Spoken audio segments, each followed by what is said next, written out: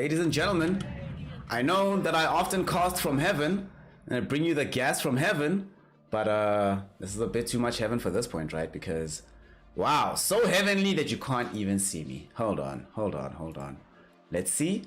Can heaven come back? Can heaven return? Do we have heaven? Yeah, we go. There we go. Heaven is online. Dodo's gonna be happening. Welcome back, ladies and gentlemen, and my NB comrades. Shout out to y'all for pulling through.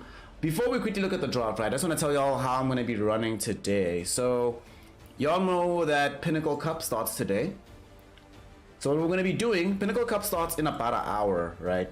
What we're gonna do is we're gonna cover this game, and then we'll see. I actually hope the Pinnacle Cup, the first game, gets delayed. But if it doesn't, then unfortunately we're gonna jump over and cast that. But we'll also see how I feel about it. I don't know. One of the great things, can do what we want. We'll see how it goes. For now, shout out to y'all for pulling through. How's it going, everybody? And we're gonna be taking a look here at the sides of PSG.LGD and Team Aster. Two sides who, across the years, there have been times when I've honestly felt like LGD in particular has been one of my favorite teams.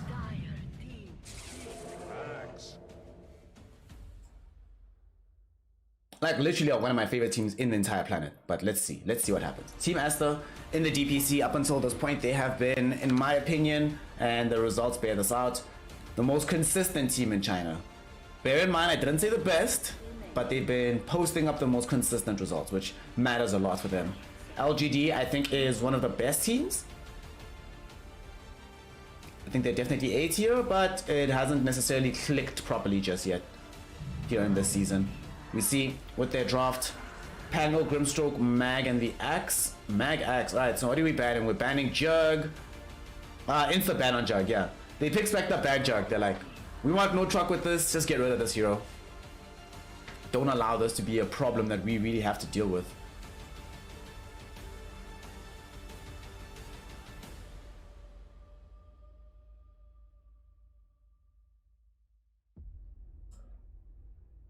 Seconds remaining.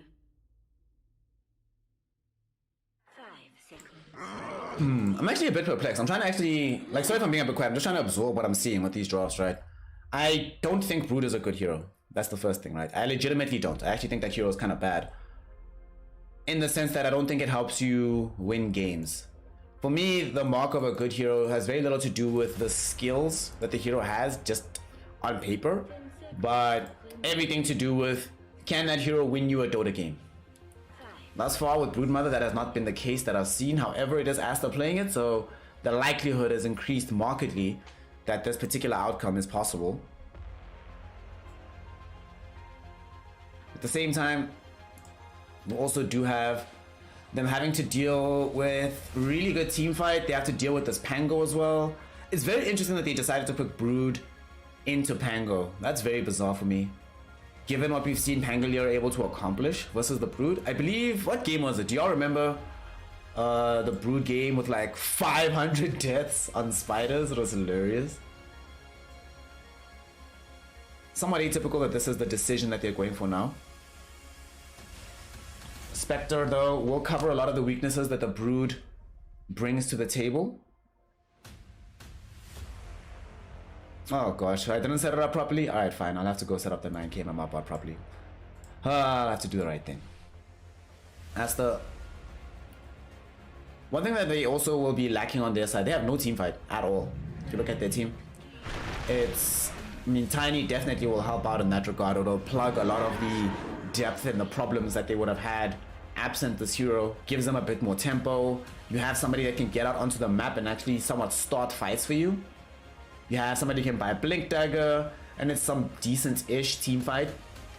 Because you can now jump in, use the Avalanche, Spectre haunts in, you guarantee that 1 or 2 heroes even might be eliminated immediately, and then you can go pick off and dismantle the rest of the team from there. At the same time though, haven't really seen this mid-tiny always be effective, especially when it's in these kind of games where I've seen mid-tiny be very effective when the whole team is playing around, like, say, a Wraith King, a Juggernaut. This style of hero that can come online, and Ursa even, that comes online very fast and is out and active on the map, and we're trying to win the game quickly. Erstwhile with Spectre. And Spectre Brood, I don't know. The timing feels a bit off for me on the side of Team Aster. Erstwhile, PSG.LGD round things off by grabbing themselves the Ursa Warrior. Put this into the safe lane. It's going to get some empower from the Magnus later. You have the Faith Beyond Axe. It's a very good Axe game, actually. Like, there's some damage against him, like with the Tiny, but you don't really suffer in the lane. You're happily lane against Spectre, yo. Alright, what do y'all think? What do y'all think? I personally, I prefer the LGD draft. They have better team fight with the Magnus. You have the Ursa to help follow up some damage. You've got the Axe to have another source of initiation. You have yourself access to this Pangolier. They've decided to put that Pangolier on Shin Q, so you know that you're gonna have, it's gonna come a little bit later, but you know that you're gonna have this hero that prevents and presents a lot of chaos in the middle of the fight. Makes things look crazy. Wild things happen on the map. I can see it. I can definitely see it. And of course you have this Grimstroke. Grimstroke is amazing as a hero. All of this versus the Broodmother. Grimstroke can put Inkswell out onto the Axe. The one thing that sucks is that you do not have access to the double Soulbind. There's no big spell that comes with Soulbind in this game, unfortunately. I mean, double chop kind of sucks. But their ability to come together as LGD and just keep going. Like at 20 minutes, this team is terrifying. Double Blink Daggers on Magnus Axe. Whatever spells are online at the time for the Pangolier. Ursa gonna have a ton of farm. This game might opt to not go for the Battle Fury at all. We've been seeing a lot more Ursas doing that anyway, even in games that aren't like us. Seeing like Diffusal as the first build up for this Ursa hero. In this game, I could definitely see it. And if you go for that kind of build like Diffusal SNY, you don't have to worry about getting Battle Fury, like I said, because you have the Magnus to just give you Empower, props up your farm that way. And also because, like I said, I'm not fully comfortable with the timings of Aster. I'm not sure the team peaks simultaneously, whereas for LGD, they don't peak overall simultaneously, but they have certain local maximums that are insane. So I'm going LGD. What do y'all think? What do y'all think? What do y'all have? Yeah, that's enabled. Enabled. That's the issue, right? The issue is you'll look at a drop from Aster and you'll say, what the hell is going on? What is this? Why are you doing this? What the hell? What's the purpose of this kind of drop? And then they'll play the game and you're like, oh gosh, somehow they come away with a dub no matter what. I don't know. This Aster team is kind of ridiculous right now.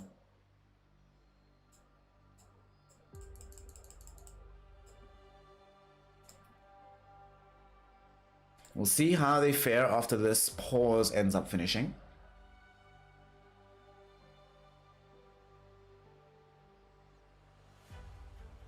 Also, I see a lot of you are betting LGD right now. Look, the draft from LGD is great. But Aster, at this point, have made something of a career of winning despite the nature of their drafts. I actually feel it already bad for Aster overall as a team. Like, everybody on this team has just had really bad luck over the years. In the sense that they never just on a team, everything's fine. We're just gonna go win tournaments. Something always happens over the years. It's so sad, man. Landem was gonna win TI4, guaranteed. But then DK strats get leaked. Ah, feels bad, man. Monet and XXX were on the best team at TI7? Yeah. By far, LFI was the best team at TI7. I don't want to hear anybody blaspheme and say anything otherwise. That team was incredible. And then, sorry fam, Liquid just putting out some next level strats today. In particular, Mind Control Nature's Prophet. You let it through one game. That's the one game where where you were close to winning but couldn't because of the Prophet. Feels bad. Suddenly you're not gonna go to the finals.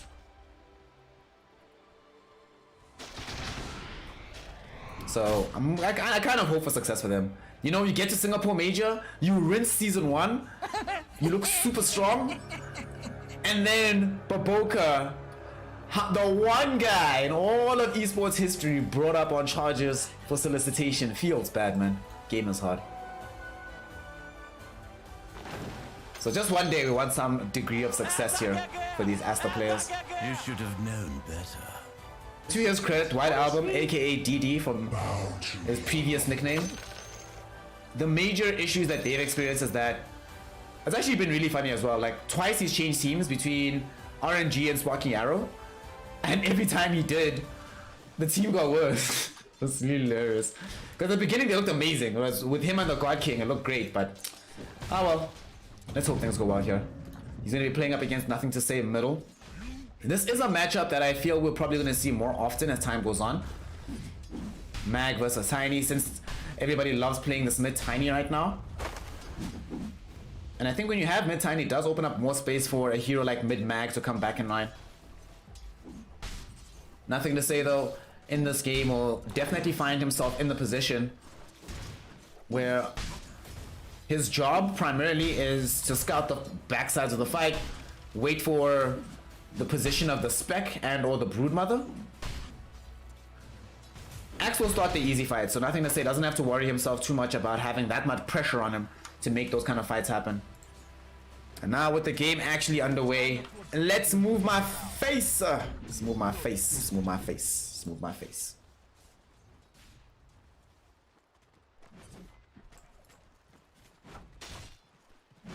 We see here, one of the things about the way that this game is going to pan out, I think, is we definitely want to see two things, right?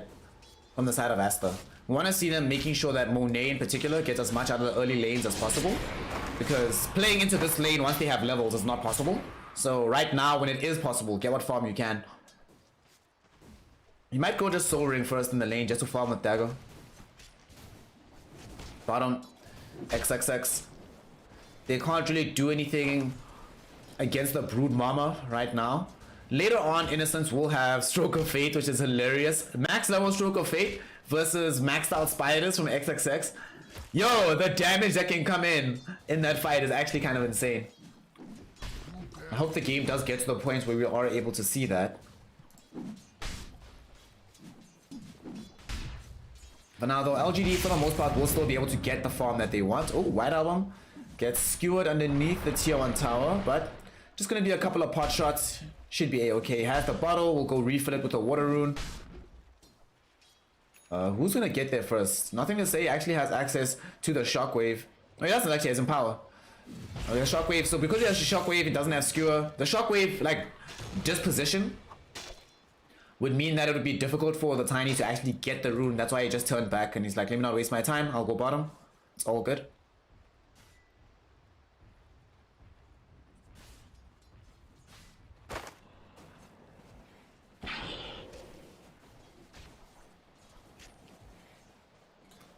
XXX is going to be here building into Orchid / Echo Saber. We'll see what it is. Probably the Orchid.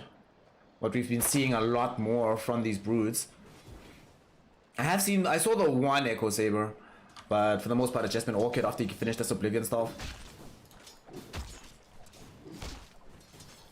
The big decision for this game, in my opinion, is whether or not Ame is going to just decide to go for a farming item regardless, despite having the access to the Magnus in the game. Top lane, Fate Peon. Oh wait, what? White Album killed Nothing to Say. What a player, he baits him. Okay, so he looks like he got skewered under the tower, but then he turned around on him with the Avalanche Toss combo.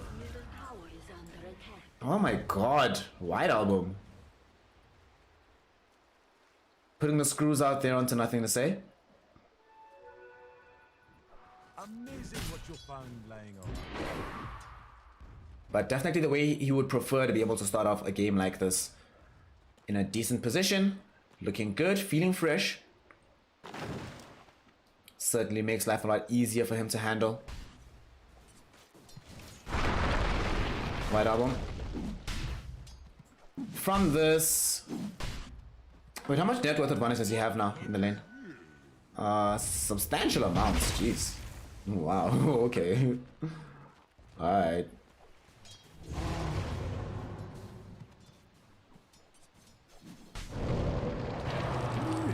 For now, it's just a very, like, balanced out and even keel farm fest all across the map. Only the one kill in it. XXX trying to run down Ame, but he's just trying to force him back from the lane while he has the hunger going. Insatiable Hunger is one of these spells that I sometimes question if it should be a regular spell. Borax making himself the target here as Shinkyu, having rotated down from the top lane, is able to secure the kill. Now that this Axe has hit level 5 and is well on his way to getting the Vanguard, he doesn't need help anymore, so they can leave him top. Lanem now also not really in a position to be able to contest against the Axe anymore, so even coming forward to harass is just a bad idea. Monet might actually die here, has Battle Hunger around him. Mistcoil will be there just to make sure that he stays somewhat topped up. Battle Hunger will still be there for a little bit longer. And Faith Beyond gets off the call. Will there be some lucky spins? Not yet. Oh. Doesn't matter though, did get Vanguard.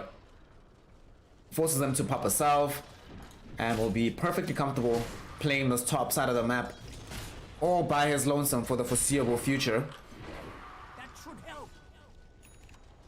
The thing with Nothing to Say, normally he is one of these players that likes to do my favorite level 7 rotations with his heroes. However, he's playing Magnus, so the opportunity might not necessarily present itself wholly there.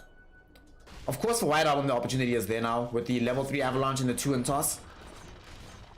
Honestly, I don't like seeing a point and grow until like level 8.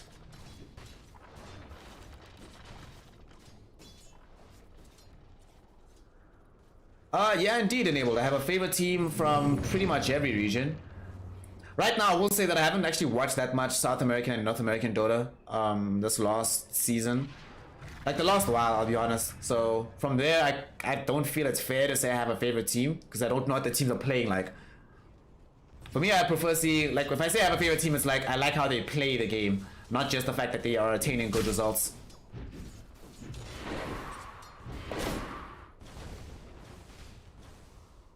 Shinkyu almost got brought down by White Album mid, has Nothing to Say. It's also backing off. White Album having a fantastic time here.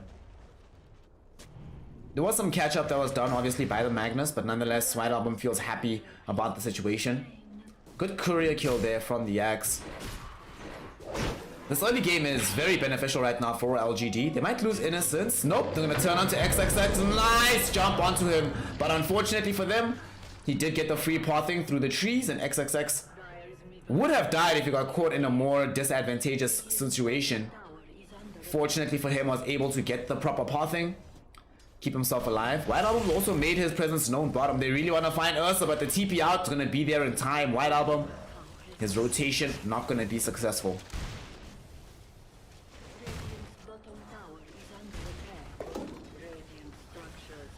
Class, that's how you stay rich, buddy. That's how you stay rich. Mans is out here. He's keeping this bet. They should be able to take down the tier 1 tower. XXX does have 6 now, so you have the spawn spiderlings, turn them back onto the tier 1 itself. And without too much time passing, tower will fall.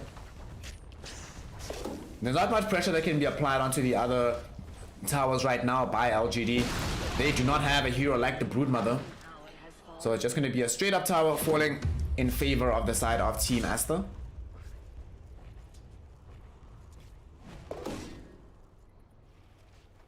What amazes me about Lanem, this guy's been a tier 1 player since Dota 1, man. One of the OGs. Lanem is someone you all need to put respect on. Sometimes not enough respect is put on Lanem's name. Big dick Lanem, even Ice knows. Faith Beyond. In this game, this is actually interesting. He's going for this Manta Star. We've been seeing this a lot on the Axis, given that the illusions do spin. Hello? Hello? Okay, there we go. Just a small Dota glitch. The illusions do spin. It allows you to keep a lot of pressure and control in a lot of these different lanes. Sometimes what will happen with Axe, right, is you get to a point in the game where you buy this early Blink Dagger because of how good the lane is going. You try to get active on the map, so you can keep accelerating your own farm, make your team look better, but sometimes there are these dead moments where that can't really happen, and you kind of feel useless, like the only way for you to apply pressure on the map is putting your own body on the line. However, when you have Mansa, you can throw out these illusions. It's actually shocking how much pressure you can keep on the lane, because you can just farm the jungle, come into lane to throw out Manta illusions every now and then, send them forth. Pretty bonkers. Also, they also get the talent if you do manage to get yourself to, like, all these talents, so good. The Ursa draft does end up snagging the Roche. We saw just now Magnus was in there with the Ursa, giving the bonus damage towards the bear and making sure that they have enough damage. Top lane, no, there might be some trouble. Lanem ends up losing his life. The rest of Aster, though, really want to take this tier 1 tower. Will they be able to take it on the other side? LGD, yep, they managed to do so. Faith Beyond snags it out. Now he's gonna come back to see if he can engage a fight here. White Album, very smart to leave a trail of avalanche rocks behind him, so that the path cannot be pursued. Echo Saber obviously being built for the Magnus. And yep, it is straight Diffusal for Ursa, so we're not gonna see any Battle Fury shenanigans here.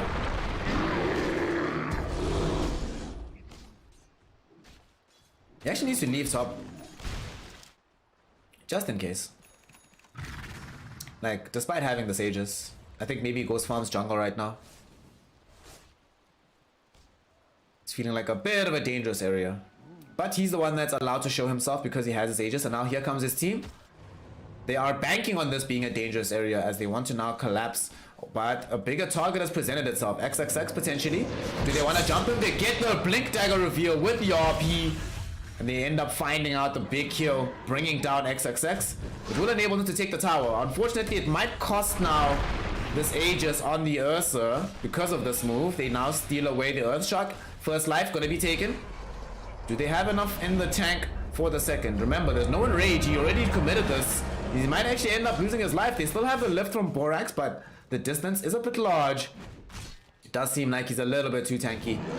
They'll take it though on the side of Aster. Whenever you give up an early Aegis, you don't really mind being able to take it back very easily.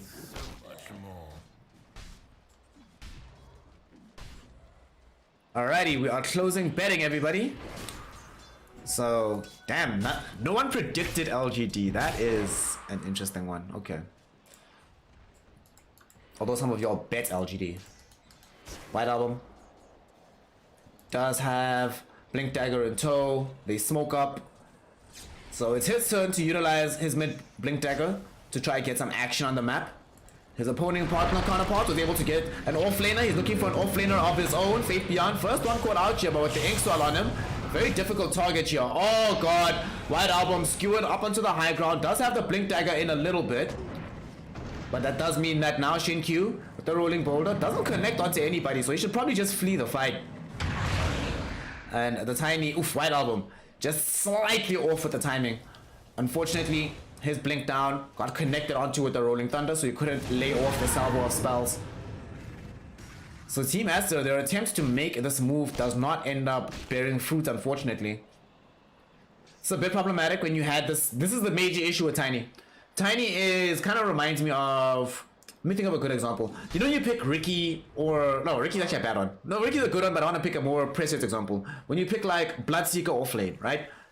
When you pick Bloodseeker offlane, the first item you buy, whatever that item is going to be, had better help you get these kills. If you buy the Rod of Atos to build into Gleipnir or Maelstrom to build into Gleipnir, let's say you get the Rod or you get the Gleipnir and you don't get kills, it's a major problem. That can't be happening. That hero has to be getting kills. Tiny's in a similar boat. You can't buy a Blink Dagger first. If you got Echo Saber first, it's a different story, but you go Blink first and your first fight doesn't get you a kill, major problem. Now it's a 4k gold lead for LGD. Monet as well. It's going to be quite some time until the Spectre feels comfortable fighting into an Ursa. Ursa is one of these targets. One of these big beefy ones that, oh man. A spec. You think to yourself normally that you have what it takes to take on pretty much any carry 1v1, but not Ursa. Definitely not Ursa. At least not right now.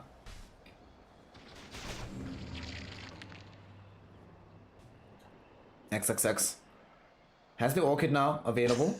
Hasn't been able to find a viable target just yet. For now, LGD could probably just keep farming, finish off the SNY for the Ursa, get themselves the full Echo Saber for Mag, and then get the Manta for the Axe. And I don't think it'll hurt them that much. Afterwards, they'll start building into the Blink Dagger for Axe as well, potentially. But they might not feel like it's strictly speaking necessary. given that they already have the NTS blink. Speaking of NTS, he is in the cut right now, smoked up with the gang. They're looking for a blink target here. They don't have any vision on dire triangle, so it's quite hard for them to try and make a move onto that area. They are going to try though. Encroaching. Get the ward out. Ooh, Shinkyu will just grab out these spiders. A nice little bounty of gold for himself. And looks like they're just going to have to give this up as a bad job and just accept the weaker kill. Lanem presents his body so that they can take it. In the meantime though, they're taking the fight on the background. They're looking for this Grimstroke and they are going to be able to find him. Innocence does die. Team Aster, sure you lose Lanem, but given the way this game is going, you'll take what you can get. More importantly, them having that much time spent chasing Lanem means that it's not possible to even try to jump back and reconnect onto the heroes that killed the Grimstroke. And speaking of those heroes, White Album able to find another target. Finally, Blink Dagger comes in vogue. 2 back-to-back kills picked up as a result of this item.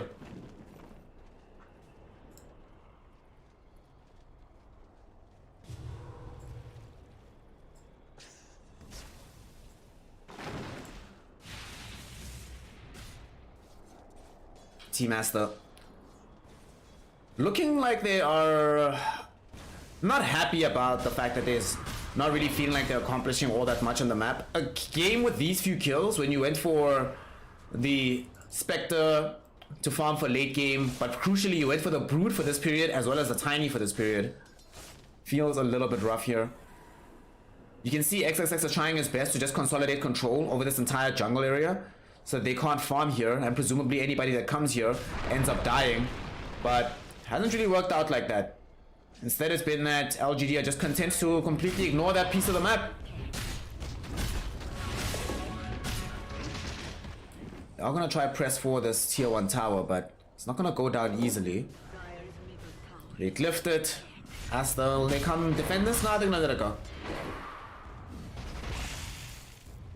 Look how much respect. LGD is putting a bit too much respect on this though. They are really reluctant to put their bodies forward, put themselves in the line in the event that Aster is actually sitting in the trees waiting to jump back onto them. Sometimes you do find yourself in a situation where you over-respect your opponent. Definitely think that's what we're seeing here. Nonetheless though, they are still farming towards their critical items. We saw one just picked up now. Blink Dagger on the Pango. Blink Pango in this game, given how little teamfight Aster has. You saw in their last engagement, right, when Aster tried to smoke into the jungle. A nice haunt. Nothing to say. He's now in trouble. White Album, they got the damage. Will they be able to actually kill the Magnus is the question. He RPs them to try to get himself away to safety. Blink Dagger in 1 second. He's gonna be fine. TP, TP, TP, TP. Oh my god, he actually got out. Now middle, there's a fight that might brew on that side, as the rest of Aster were hoping to take advantage of the space bought by a dead Magnus to potentially push onto the tier 1 middle. Sadly, dead Mag does not come to fruition. Dead Rubik will though, as that is definitely going to be one dead Grand Magus. Lanem presumably going to follow him into the grave. Borrow time very early on, but it's unfortunately not going to keep him alive. In the meantime though, White Album and XXX will go back and they say, we are killing this Magnus and we will bring him down. Oof, oof, oof, oof, oof, oof, oof. A little bit unfortunate there. Nonetheless though, they got what they wanted on the side of Radiant. They picked up the tier 1 tower and now they're inside the Roshan pit. They have been scanned out though, so Aster, they need to stop this. This is the second Aegis of the game. It's not up just yet though. 90 seconds is when it respawns. Faith Beyond gets a nice call out onto the spec.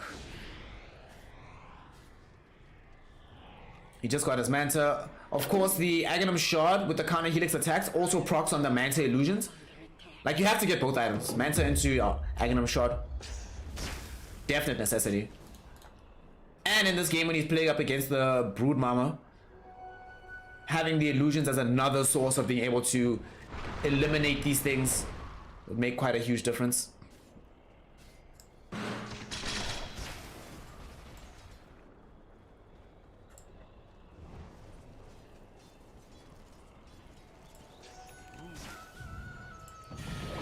Silence. Throw out onto the Magnus as he'll just skewer back. Nothing to say.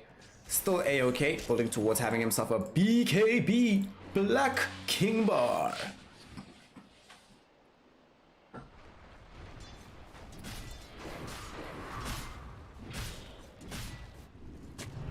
Monet's been doing a very good job of making sure he still maintains his own level of farm. You know, Blade Mail, Manta, Diffusal, average times for the Spectre.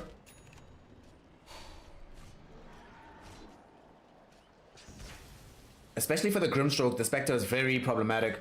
For the rest of the heroes, not all that much, eh? Because as Magnus, you always present the skewer threat. Grimstroke will definitely die. Pango can get away with either Swashbuckle and or Rolling Thunder. Ursa can pop in rage or just turn and fight. So it's definitely one of those Spectre games where you have to go ultra late before you feel threatening to the whole team, rather than just choice members of it.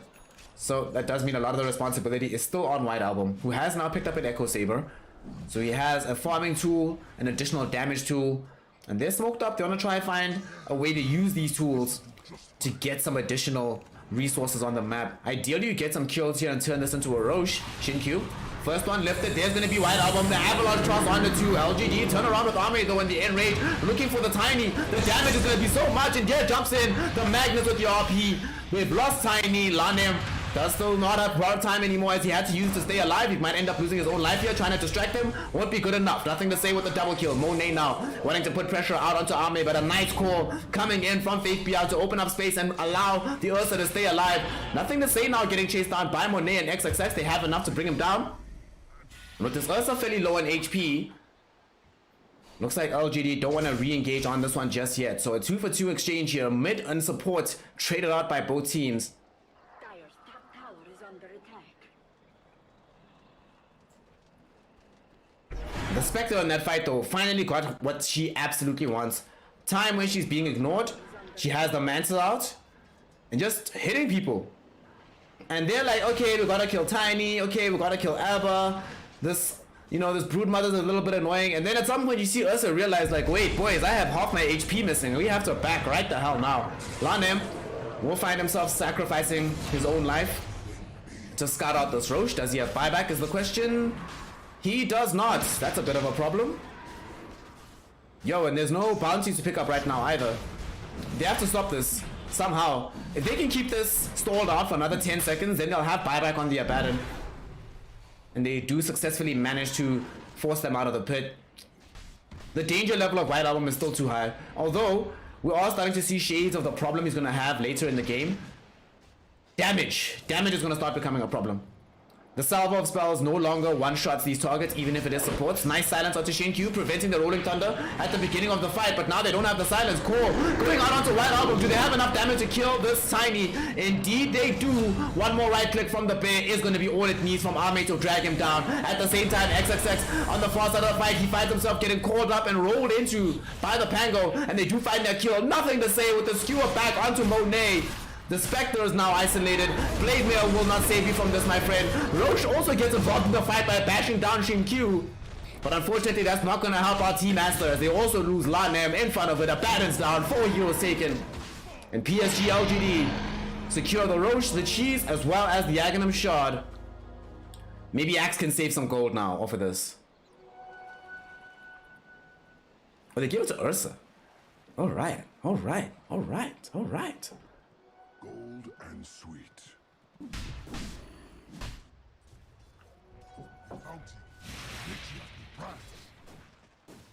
Socialist champ, no worries, fam, no worries. Sadly, I might have to only do this one game because I really want to cover that first game of Pinnacle Cup. But we'll be out here, don't stress. We'll be out here. We'll be out here. Faith.BL, off the back of that fight, he gets his Blink Dagger, Aghanim Shard, Cheese Manta style, has everything that he needs. Also, one of the key things about having an Axe in the game is that, remember, there isn't a batter, right, who has borrowed time, but Axe can just Culling Blade you right through that. The automatic activation will not happen. With Axe and Ursa, top of net worth right now. They are crazy strong. They are crazy strong on this map right now. Ame will just go rinse out Borax. And this bear can't be contested. What's really scary about what's happening with this Ursa is that he hasn't used the 9-second BKB he bought. He's 606, completely unstoppable, and hasn't even popped the defensive abilities. Nothing to say, looking for a skewer back onto Lanem. We'll be able to get it. There is going to be a Spectre Horn to try and take a fight on the other side. The Soulbind coming through. There is going to be a very nice Avalon toss onto Shinkyu, killing him. Innocence dies 2 to the damage from Monet, but here's a turnaround from Nothing to Say. RP on the 3. There's the damage from the bear. Will it be enough to kill? Monet able to run away though. Lanem will not be so lucky. Gives up his own life. White Album also got caught by Faith Beyond with the Blink Call. White Album, can he escape? Yes, he can. TP's out right in front of them. There's no basher on the Ursa, so there's no way to stop them. They still want to take this fight though from Aster. What the hell is the plan here again? They end up losing their lives. Ame, why not? Oh man, Ame's too strong. I don't know why Monet didn't try retreat there. Oh boy. At some point it was actually inside the trees and could have TP'd out in the same way White Album did. But scouts out that this Ursa is a little bit low on HP. Thinks maybe can get off a couple more damage. XXX at the time as well had another round of spawn spiderlings ready. And they thought to themselves, wow, this is our one opportunity. BKB is down on Ame, but unfortunately all it does is results in the death of the Spectre. Oh boy.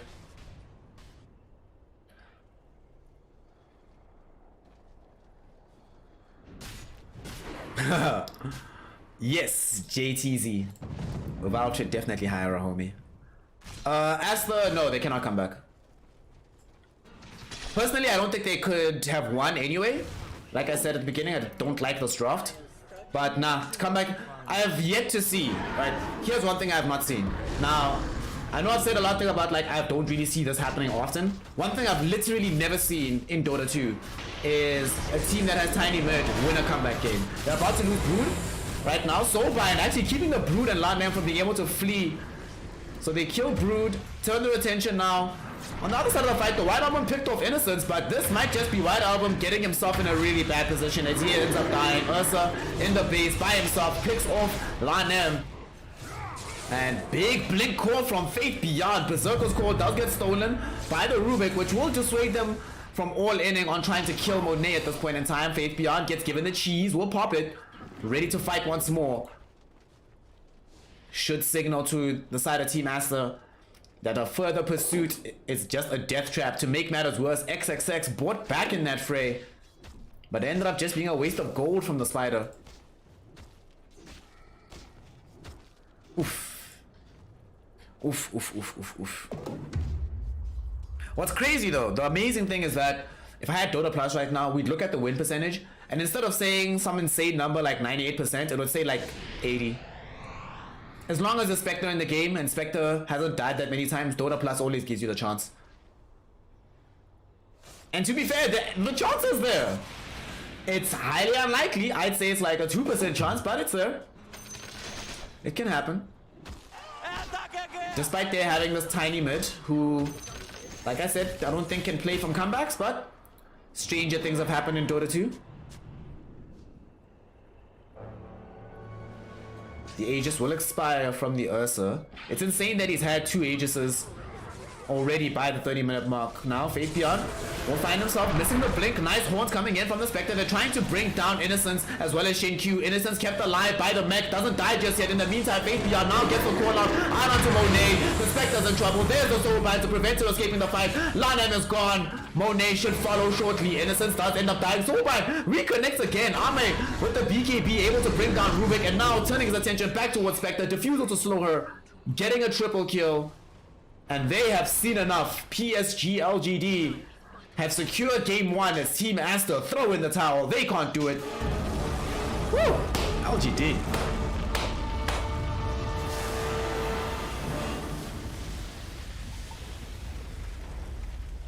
Hella strong performance from them. I am happy that they won because this is a team. You know, it's actually weird right now what's happening in China. There's so many different like things taking place, right, with what the various teams are rolling with. One of them is that like the all the teams need something different in terms of where their team needs to be. LGD on some days looks tier 1, other days looks mediocre. They need stability, obviously, right? So give them a lot of confidence being able to grab W's over the Team Asters of this world. More so than that, I think this was one of the cleanest drafts I've seen from LGD. I'll be honest and say that sometimes from LGD, I think one of the weaknesses has been the drafting that comes out from the former TI champion, Shawait. But he's been picking up. Things have been looking very clean. And I think that if they play like this in game 2, Aster doesn't even stand a chance, if I'm honest. It was the draft, but also I think LGD played better. Or rather, they played their own draft a lot better than Aster was able to play theirs. So, gives them the dub, gives them the W, and allows them to go forth into game 2, feeling a lot more confident in themselves. Let's check. Now, you see, here's the problem, right? As much as I would love to finish this game, as much as I'd love to, I really wanna see this Hellraiser's Viking game. Like, yeah, I really wanna see this. I really want to see it so badly. So badly. So we're gonna say it's gonna be 1-0 for LGD right now. And yeah, we're gonna move over to Hellraisers and Viking as soon as that game goes live. Sorry everybody, sorry. It's one of these things, you know. I mean, we'll be back for all the other Chinese games. We'll be back in the cut tomorrow. I mean, tomorrow we get Aster Elephant as well as eHome IG. So those are hype games. Those will be pretty exciting. But I really want to do this Viking game. So can I be forgiven? I mean, oh, here's the deal. All right, how about this, right? How about this? Here's what we'll do. We'll do this Viking game, right? But in between the Viking game, like as soon as that game finishes, we'll quickly scope back and see how I-League is going. And then decide, yo, what's going on? Yeah, so how about that? Is that okay? Is that okay with y'all? Can I do this? Hey, Jello, I'm glad you're having fun. All right, cool. I'm glad y'all are okay with this. Whew. All right, we gotta watch the homie Kezu. Kezu actually has been such a freaking pog. Kezu pulled through, I think, on maybe 4 or 5 different occasions. Hosting a homie with like 800 plus people was awesome. So, you know what? Kezu can have some low plays sometimes, but he's a good guy. So we gotta cover the good guys in the seed. Let's talk about what we think is gonna happen in game 2. It's not like it's the first time we've seen Aster drop a game 1 and then come back to reverse sweep the series. So one of two things happens. If LGD draft in a way that they can exploit Aster again, or if Aster goes for cheese again. Honestly, I think Aster is at the point now. There was a point where this team relied a lot on cheese, but I think the team has gotten to the point now where cheese loses them more games than it actually wins them. So if the drafting is in favor of LGD again, LGD wins. However, if Aster take even one game, they probably win the series. Just Aster is one of these teams. You know what Aster reminds me of? Do y'all remember peak EG? Where this was a team you had to 2-0. If you don't 2-0, GG. It's gonna turn out bad. But oh wait, before we go though, who gets the putting in work award in this game? Who gets the putting in work award? I'd say it's between Faith Beyond or Nothing to Say. Yo, look at that Faith Beyond score. What? Are you kidding me, dude? Yeah. So if all subs, everyone with the subscribers, come on, let's see him. Let's see that award. Let's see that award for our boy Faith Beyond, the TI champion. Get himself that putting in work. There we go. What a G. What a legend. Well, with that, I'm gonna start preparing right quick for the Viking Hellraisers game. So stick around, don't go anywhere, and we'll be right back. Dota will continue. It might not be Chinese Dota, but it'll still be good Dota. That's what we're really here for at the end of the day. So don't go anywhere. We'll be right back with some more Dota 2 action.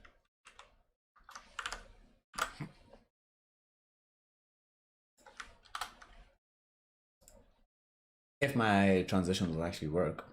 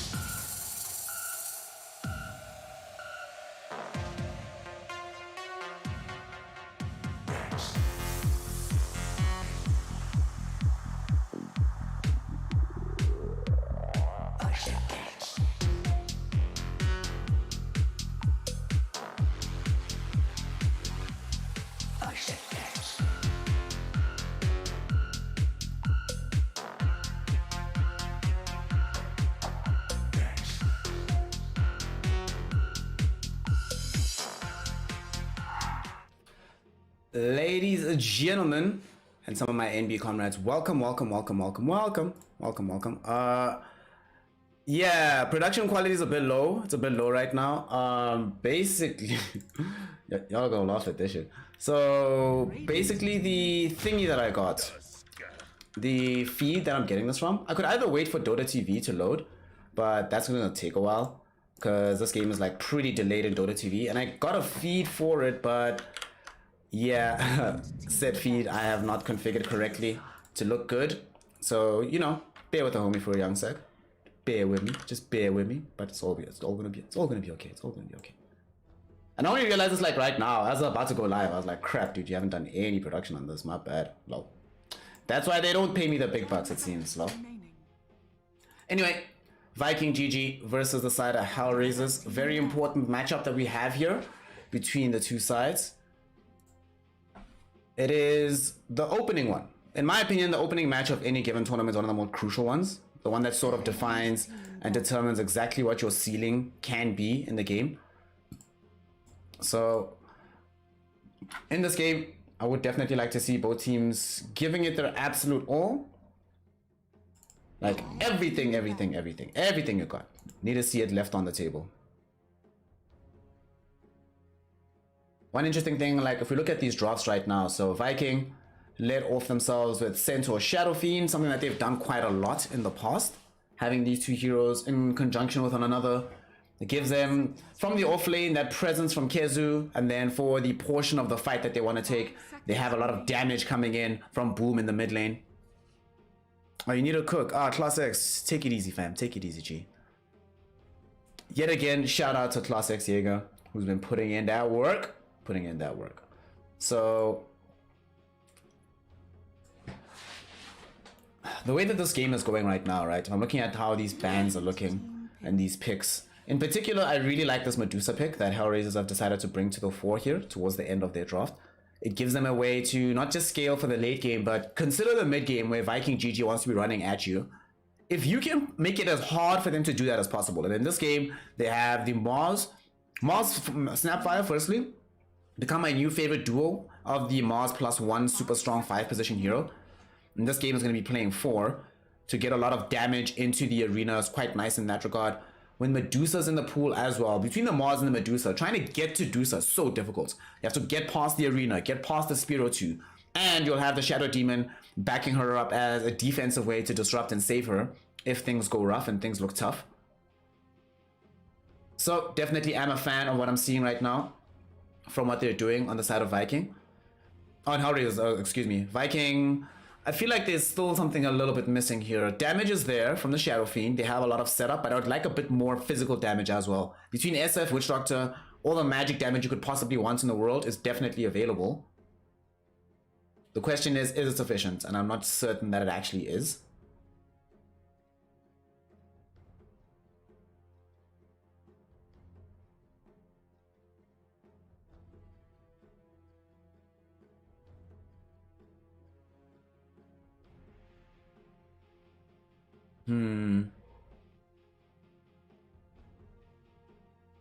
What do they get here? Last ban on the anti-mage as well as removing the PL. Of course, Hellraisers want to be able to make sure that they protect the Medusa. Protect Dusa. Sometimes that's all you need in life. Protect Dusa and life will be okay. So, what do we have here? Put the Void Spirit for themselves into this mid lane. Okay, this is going to be the hero that plays up against the Shadow Fiend. It gives them a lot more jump as well. Like, it's just going to be really difficult in this game playing this Witch Doctor, but the last pick, Ricky. Okay. Ricky for Shad. Ricky for Shad. Ricky for Shad. How do I feel about this Shad, Ricky?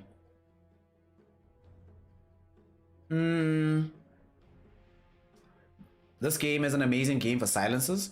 Silence against Medusa is great. Silence against Void Spirit Mars is great. There will be at least one BKB from the Mars. You have Tricks of the Trade as well, which is very useful inside the arena. If you can bait the opponent into starting the fight in that situation without necessarily being able to lock down the Ricky. Ricky can waste a lot of their time using Tricks of the Trade, laying out smoke screens, etc. Also is a hero that gives them So Viking doesn't want to take this game late, right? If you look at their draft, they realize that going late into this Mars Medusa situation would probably be a bad idea. So let's press the tempo, get as many kills in the early game as possible. There should never be a time where Shadow Demon or Snapfire feel safe. Both of them should feel the need to have to rush Blink Daggers, Glimmer Cape, Force Staff, whatever. Just as some kind of defensive tool against the Riki, against the Centaur being able to show up out of nowhere, against the Witch Doctor being present with this Mali. Alright, so who do y'all think is going to win? That is the crucial question here. That is the crucial question. Do you have your money on Hellraisers, or do you think it's going to be the side of Viking GG? So predictions will be coming up. Oops. That's not working out as I thought it would. That's not working out like I thought it would. Give me 1 second.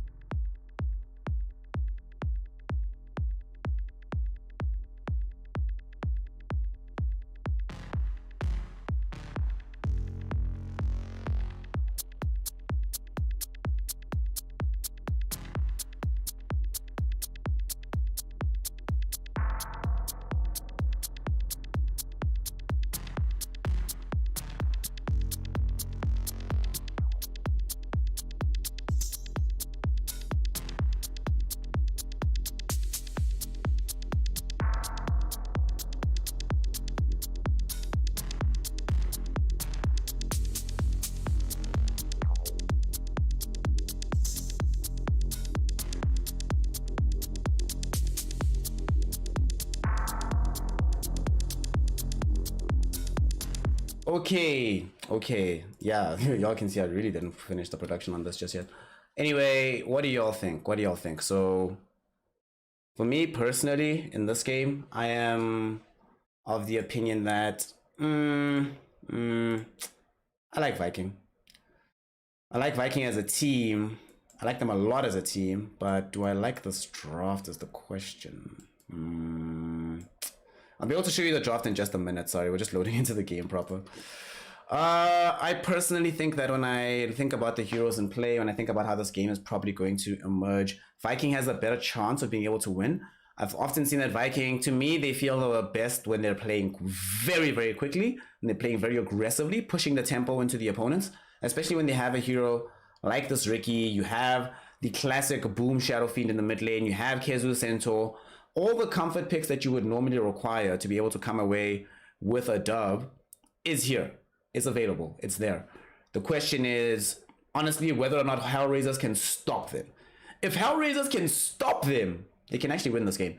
Because this Medusa, as mentioned, will scale basically infinitely. You have this Void Spirit, right, that's going to be able to make the game very competitive for them. A lot of pick-off potential around the map. But more importantly, a lot of chaos to be presented in the fight. So that it's quite difficult to sort of imagine a scenario where they just go in one fight, in one scenario, in one situation, and quickly win the game. That's not going to happen. They're going to slowly win the game by preventing fights, by stalling out fights, by taking bad fights where Medusa lives, where Void Spirit survives, these kind of situations. So let's see whose predictions are on the money as we get into the game.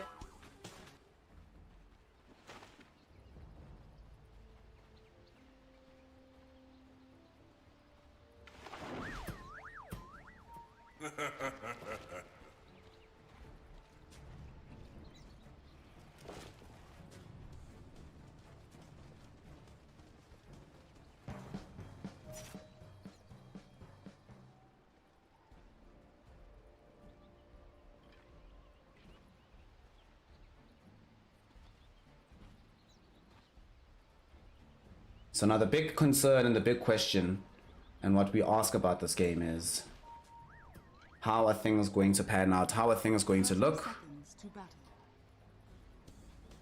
in terms of what this early laning phase presents to us in this game?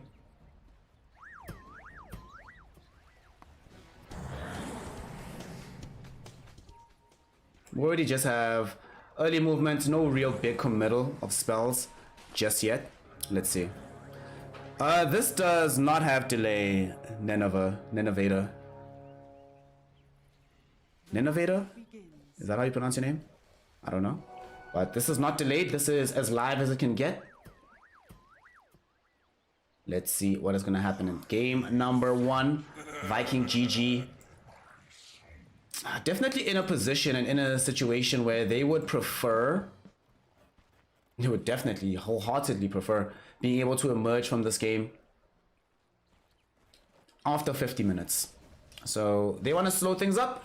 Viking GG want to accelerate the pace. Let's see which one of the two sides have got what it takes at the end of the day. Viking with the Shadow Fiend here in the mid lane. He's just going to be doing his thing, getting as much gold as he possibly can. The Void Spirit matchup is one of these very similar to a lot of the Shadow Fiend ones, where you don't have any kill threat against you as SF, you get more CS and you just start dominating after level 5.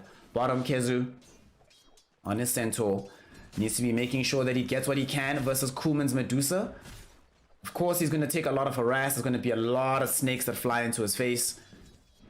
It is certainly not the easiest thing in the world to be able to come out of this lane in good stead. It's still possible though, so wouldn't be too surprised if we see Kevu able to achieve that end.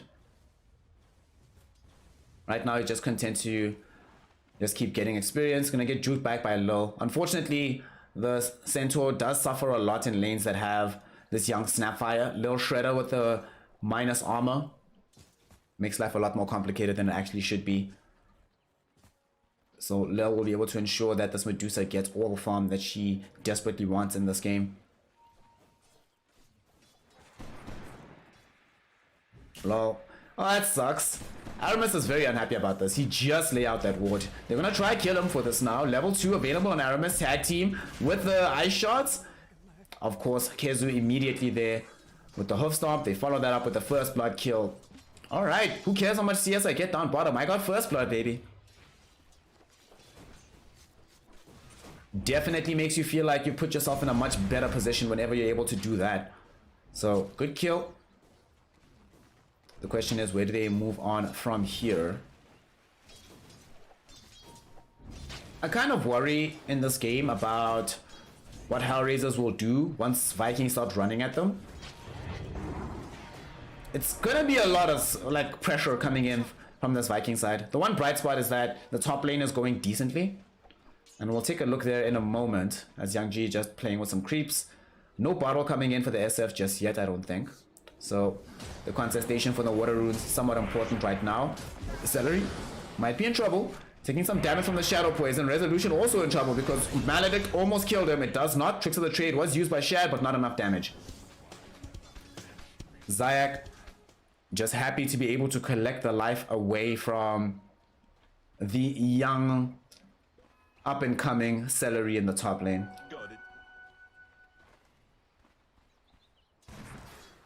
Kezu. Kezu. What's up, man? What's up? Just one experience. We know how it is, fam. This lane. This lane sucks. This lane sucks. What can we do? Nothing anyone can say that'll just make this better. It's just gonna be awful no matter what.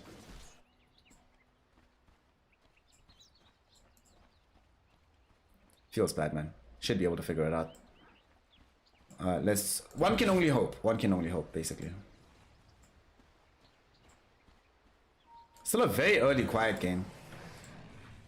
This is the kind of game that you sometimes expect to see in scenarios and situations where the team that is sort of winning at the time is also the team that is planning to go ultra late. Right now, because it's so even, I'm surprised that Viking GG haven't tried to involve the Tusk in more areas of the map. I suppose though, it is also important to get off to a good start yourself, because the last thing that you want is to be in this really awkward situation where, because you are the one that decided ultimately to press the tempo, be hyper aggressive on the opponent, then you end up losing the game. That kind of sucks. So you can definitely understand the reluctance in that regard for a situation like that.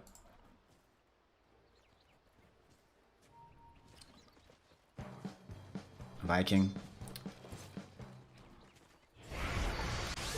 In the top lane, they are just making sure that Celery stays alive. They don't want to end up losing the Witch Doctor again. Will they get him? Will they get him? They do. Actually get him. Alright.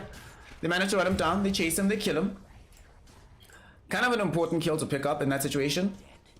Not just because it's about the kill itself, right? Just on a narrow particular consideration, but it's very important to think about this in the long term, that every time we are able to get a kill like that here in this top lane, we get Mars further ahead, and he's going to be crucial to making sure that the stage of the game where we don't feel comfortable fighting with Medusa, Mars will have our back. Mars will have our back. In the mid lane, we see Void Spirit now taking a lot of damage between Celery and Boom. Also a snowball coming in through from Aramis. They do finally try to get aggressive on the map, but it's not going to be enough just yet. One more long-range raise would have done it, but Boom doesn't have it available. And all the support showing up from Hellraisers is enough to dissuade Viking.GG from pressing further in this mid lane.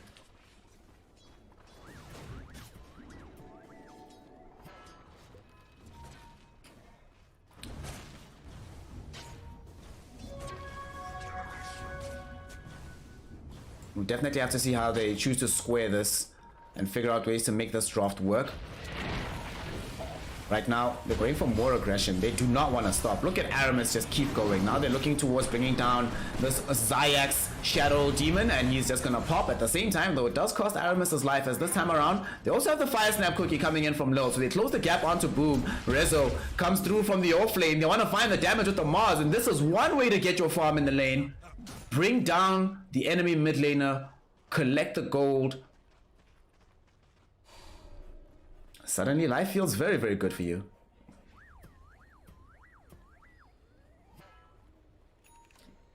Okay, alright. Definitely like what I'm seeing here.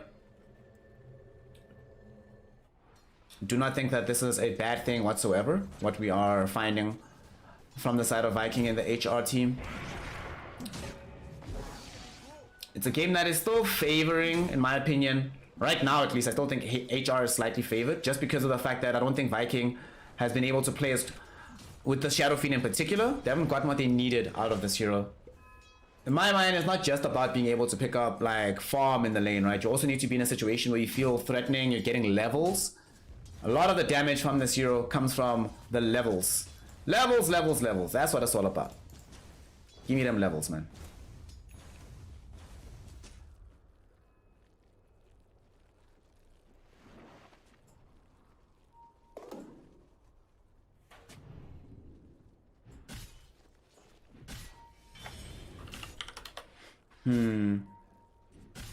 Does anybody else feel this sense of concern that HR is literally getting exactly what they want out of the map? The farm is in favor of Shad, though. That is the one big thing. We'll have to see when the Diffusal Blade is available from that Ricky, him moving to try get more damage out. Oh, oh, oh. That's probably not supposed to be happening. That's not supposed to be happening, but it happened regardless. Feels bad. It is what it is.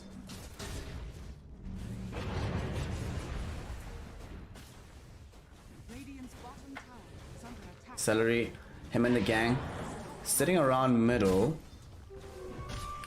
Oh man, Viking are about to pick up a tower bottom, but are about to lose a tower top unless they can take this fight with Chad, who reaches in to find Lil, and they have enough damage to pop him. Stampede used as well. Kuman does not have access to the Stone Gaze, so this might be a dangerous situation for the Deucer. Allies have shown up. Here is Young G as well. Inside the arena, Resolution traps up 3, prevents them from being able to chase down the Deucer, and now boom! He's suddenly the one that gets brought down by Young G. Shad, with the chase forward, finds the tricks of the trade. It's enough to find a kill onto the Mars. He will get disrupted himself, though, underneath this vision from the Sentry Ward. In the meantime, though, can they get him out to safety? Snapfire Cookie catches him and stuns him up.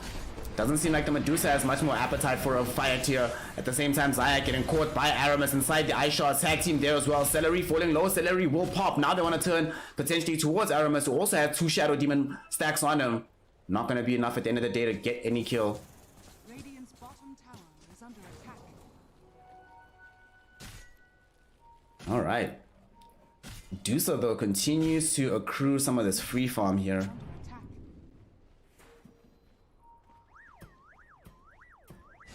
This is fairly problematic. All the farm that's going that way.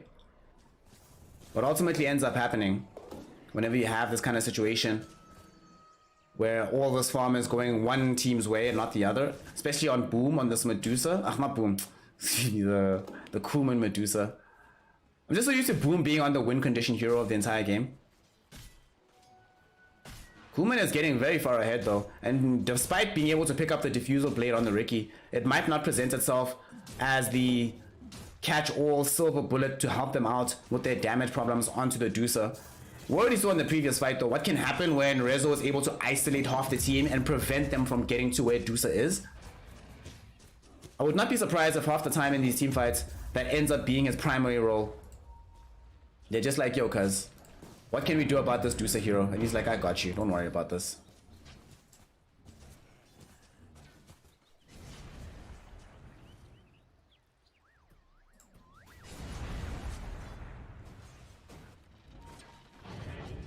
Still though, Viking, because of the importance of some of these items and because of the fact that Boom is going to be slightly slower out of the gates than you would like to be otherwise, they're going to have to wait for maybe one item like the diffusal before they can smoke again. Kezu, how far is Kezu from Blink though? I think that's also another question that we could be asking here. Because depending on when that Blink dagger is going to be available, that could also inform exactly how quickly Viking.GG intend to move around the map. We see now there is a smoke between the two supports right now from HR. Dire's middle tower. Can they find anybody? Radiant's bottom Strong tower is movement. under attack.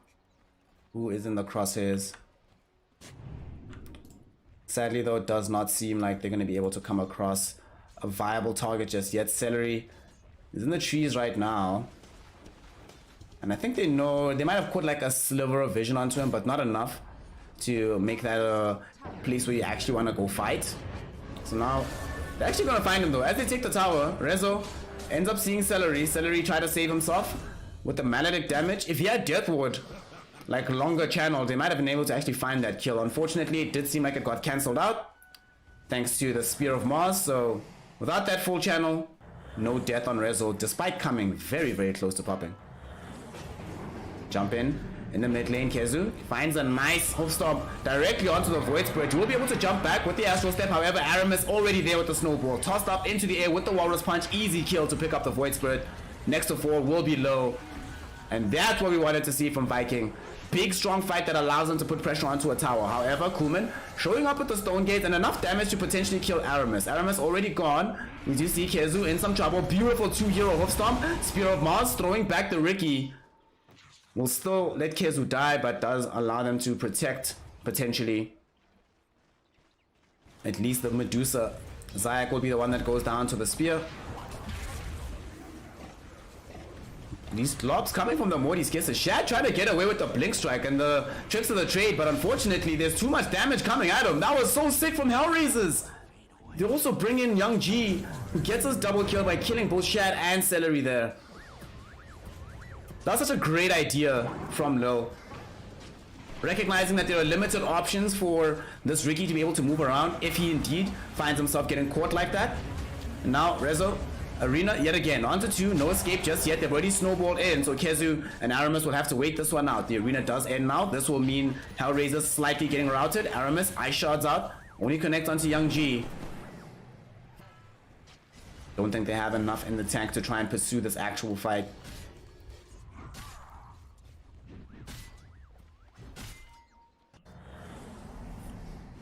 Let's see how this entire fight went down. Look at that roll-in from Aramis. They get the jump onto Young G. Immediately follow that up by bringing down Low. And also that hoof stomp. Woo! So sick. Medusa almost died from that, but fortunately did not. And here is the Morty's Kisses once more. Look at Shad. Blink strikes away to an ally target. Tries to use Tricks of the Trade and the other Blink Strike, but unfortunately the reach is too much. It's too easy for them to reach the far side of this fight in order for them to be able to get this kind of result. Hellraisers feeling good about their prospect in the game right now.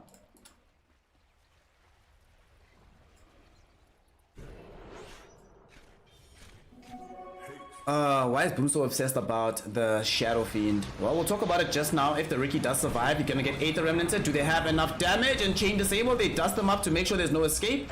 And they should be able to find him. Close off all avenues of escape.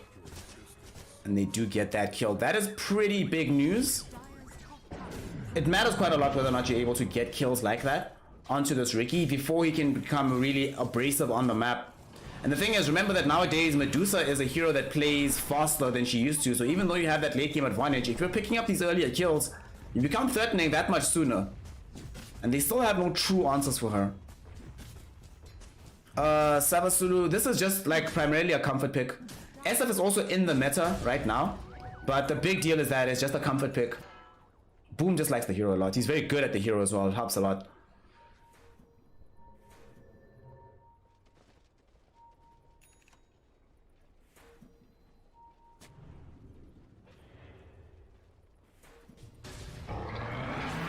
HR will find themselves in a situation now where they do have to take a fight. There is going to be a stampede coming through. Morty's Kisses was thrown forth. They can't find the initiation they wanted though, as Rezo was the first one caught, and he made use of the arena to block off the fight. Celery in the meantime gets dragged back with the Aether Remnant through his death ward.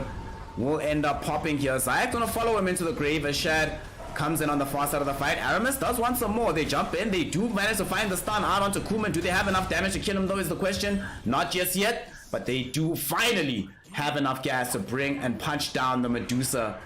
Aramis gives up his life for this, but will do so any day of the week. Shad, in the meantime, chasing down Lil. Lil get some help from Young G. So from the high ground, with the usage of the Aether Remnant, they are able to keep things going. That's okay. It's not so bad. That's alright. Decent job done there. And HR, off the back of this, they'll feel, yeah, let's go back and farm for a while. Let's maybe not play as aggressively on the map. Honestly, the big winner of all of that though is going to be this Boom Shadow Fiend. Look at how much net worth he's gained in the last couple of minutes. It's only 700 gold behind this Medusa. Definitely what they need. Need the SF to be the most threatening hero on the map so that when they go for these big snowbally type pushes, that he's too big to ignore, but also you can't fight into him. We'll see what happens after he picks up this Blink Dagger. Not the Blink Dagger, the BKB.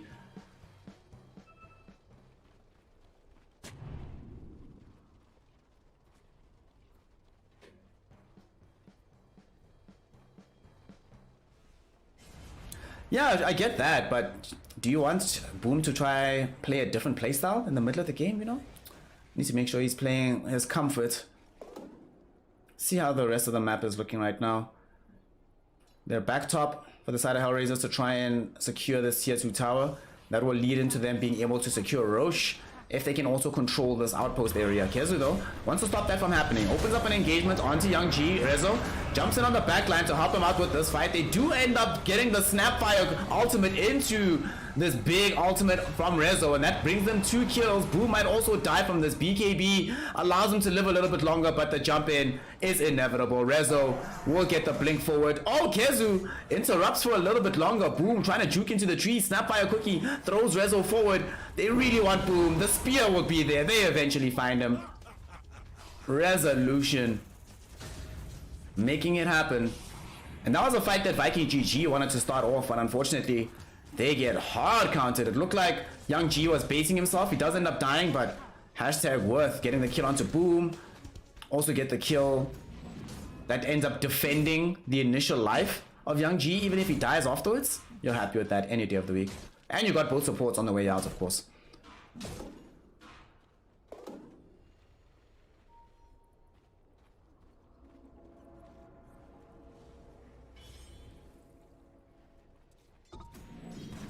Really strong situation at the moment for the side of Viking. But that strength was taken away. So now what do you do? What do you do is keep farming apparently. Nethershore picked up by the Medusa. This is one of the better ones. Like Nethershore is super great actually. Nethershore makes a lot of sense. Nethershore makes a lot of sense. I like this Nethershore idea. It's Nethershore item.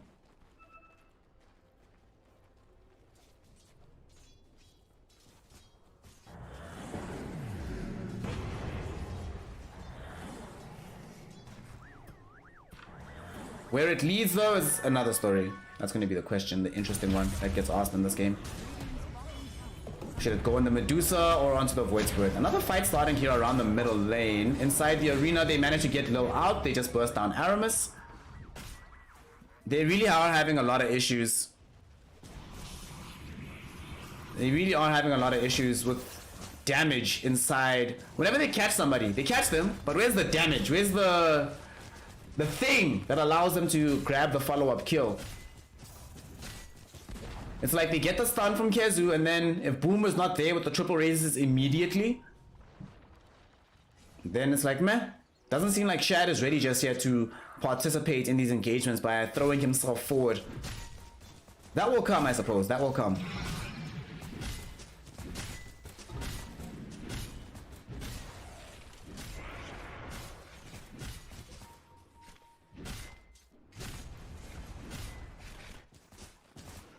Kuman went for the BKB, of course, since he is playing up against this Ricky, playing against Witch Doctor, even Shadow Fiend to a lesser degree.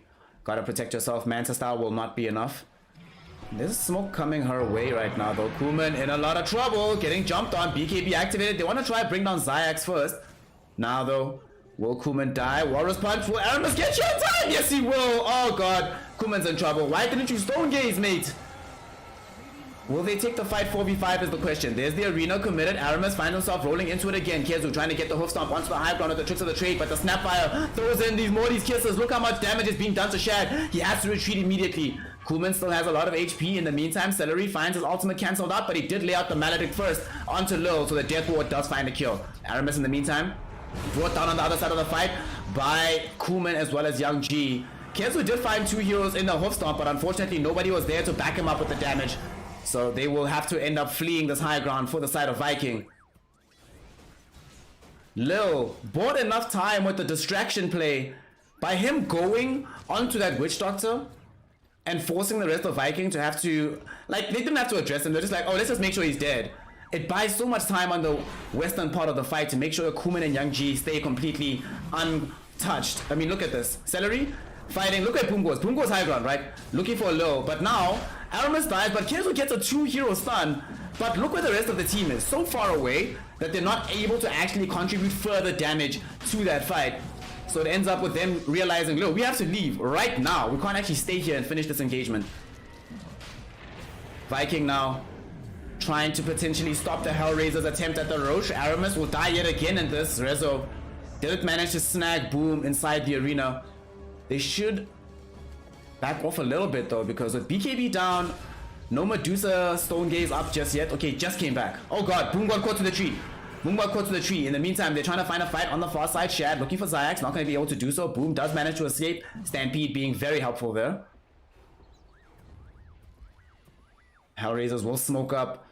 Roche is so low, they cannot afford to give up this man. Rezo did pop the BKB with the arena in the river, so that's not going to be up for another minute at least. So whatever fight they take will have to be without those two particular tools.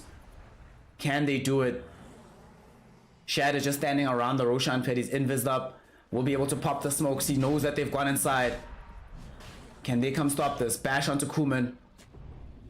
Stalling things up. If they can somehow get the BKB with the ultimate back online for Rezo, this could be such a strong fight, but Viking definitely want to push the tempo before that point. They also are aware of the fact that that's the one key spell that they really want back on Hellraiser's Snowball. Flying out now onto Low. Will they have enough damage to kill him? Yes, they will. Low buys back instantly though. Shad was dragged back in with the 8th remnant and frozen up by Kuman. Do they have the damage? Shad does get off the BKB. Kezu goes in yet again. 2 heroes caught inside the Hoofstomp. There is going to come out Rezo with the ultimate. Arena of Blood is down. Both Aramis and Kezu will be snagged inside it, unable to escape. They actually waited that long. BKB with the ultimate came back for the Mars, and that enabled them to take a very strong fight and go back into the pit to finish up the Roshan. HR, 5k goal lead for them. They are out here right now. NGH95, glad you're back. Glad you're out here, fam. I mean, he's not wrong. Look, they had IG yesterday had an off game in game 3. In game 1 they threw, but game 3 was off day. It happens. Young G, Aghanim Scepter in tow. building towards having a BKB, feeling very strong in this matchup, primarily because he's been doing his job well, and his job isn't to kill targets, it's to run interference, and he's been running a hell of a lot of interference. Damage is gonna come solely from the Medusa, and you see by how they're prioritizing the farm for even Rezo over Young G, what Young G's role is actually supposed to be in this game.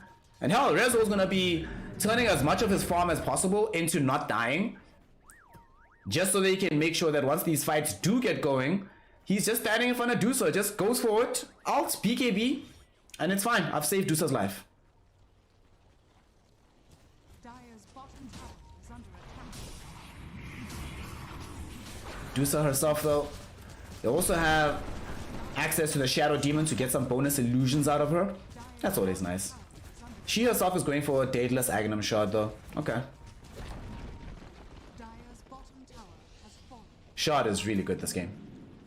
Dire's bottom tower Like the cold-blooded in this game, woo! Against Shadow Fiend, Witch Doctor, it'll be so nice. If she manages to get an Aghanim Scepter as well, that would just be next level. That would be amazing.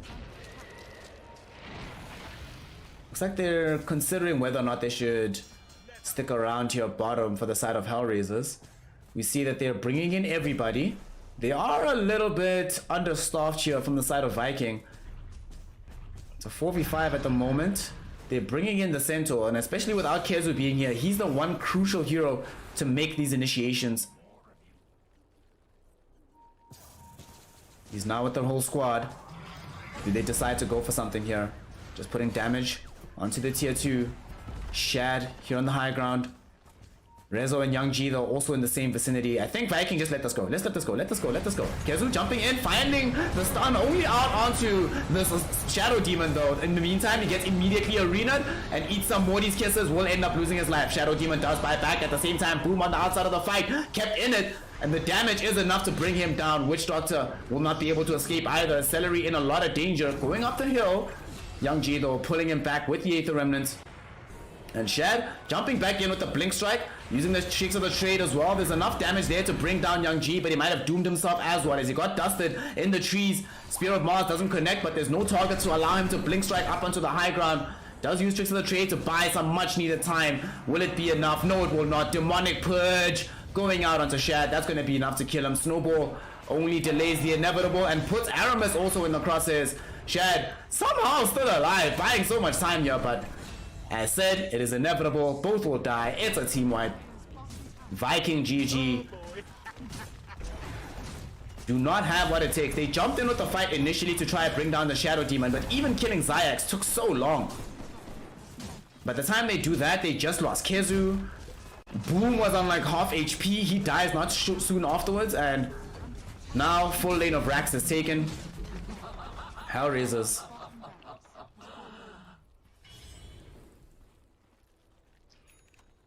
Feeling really good about themselves right now in this game. 11k gold lead. They secured the lane of Rax. Buybacks were committed by the Zayax Shadow Demon as well as the young Snapfire from low, but what can you do? Speaking of low, he actually finds out an engagement onto a Boom in the mid lane. Look how much damage just came out. Are you kidding me? So one usage of the low shredder, right, eviscerates the armor, and you can literally see each subsequent right click from Kuman just ramping up in damage. It was insane. Honestly, I feel like we're not far away from a GG call the way this is going right now. Viking. They have the poison dart picked up for Shad, but the sleeping dart not going to really make that much of an impact in keeping this base completely alive. Kuman, he knows that this doesn't have to deal with the Shadow Fiend. Shad is buying as much time as he can. It will buy enough time for the Shadow Fiend to respawn. Between Smokescreen Evasion, the Sleeping Dart, it does seem like it's enough to zone the side of Hellraiser's back.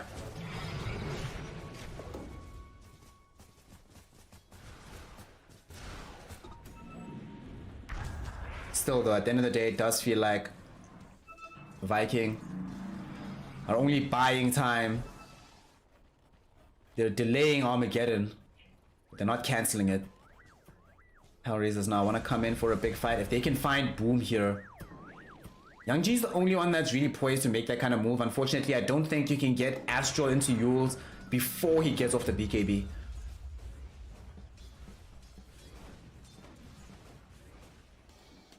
Boom also going for this Daedalus. Unfortunately, because of the way that this game has been going and the relative lack of damage available from Shad, it does mean that Boom is everything. Like, he is so... If they need him to be the one that gets off the first couple of big spells, the triple raises are required. You need that big Requiem.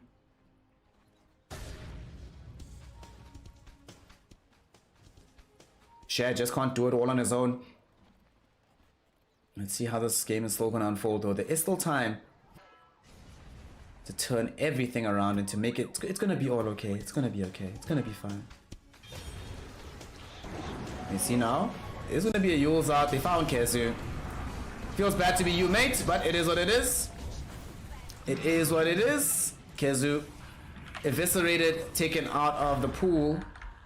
This will see him now in a situation where he just has to watch as his team will most likely be giving up a lane of racks here in the top lane.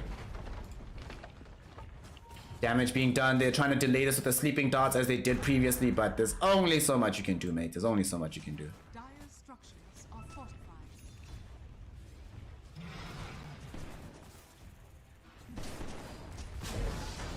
And the tier 3 will fall. Do they go for more is the question here. Indeed, range racks. I mean, what can they do on the side of Viking? Without Kezu being here as well, there actually is no initiation. Nobody else has a Blink Dagger. Aramis is no longer at the point where he can roll it anymore because he just dies too quickly. So they can't stop this. Kezu, if this Rax will be saved, it'll be on you. Let's see. Aether Remnant doesn't pull Celery back. HR doesn't seem like they want to leave this area just yet. But they will... I don't know if they actually should leave. I think they could still re-engage here. At the same time though, Aegis no longer online for the Medusa. Just get the next Aegis. You have Butterfly now. There's no worries. I mean, this is the point in the game, right? At this like 35 minute mark is when Viking should have been winning the game. They should have been on this situation that we see right now from Hellraisers. Should have been Viking putting that kind of pressure onto them. However, because that's not the case, honestly, this draft does not come back from this situation. They're going to be relying somewhat on Hellraisers, making a few mistakes if they want to be able to claw themselves back into a winning situation.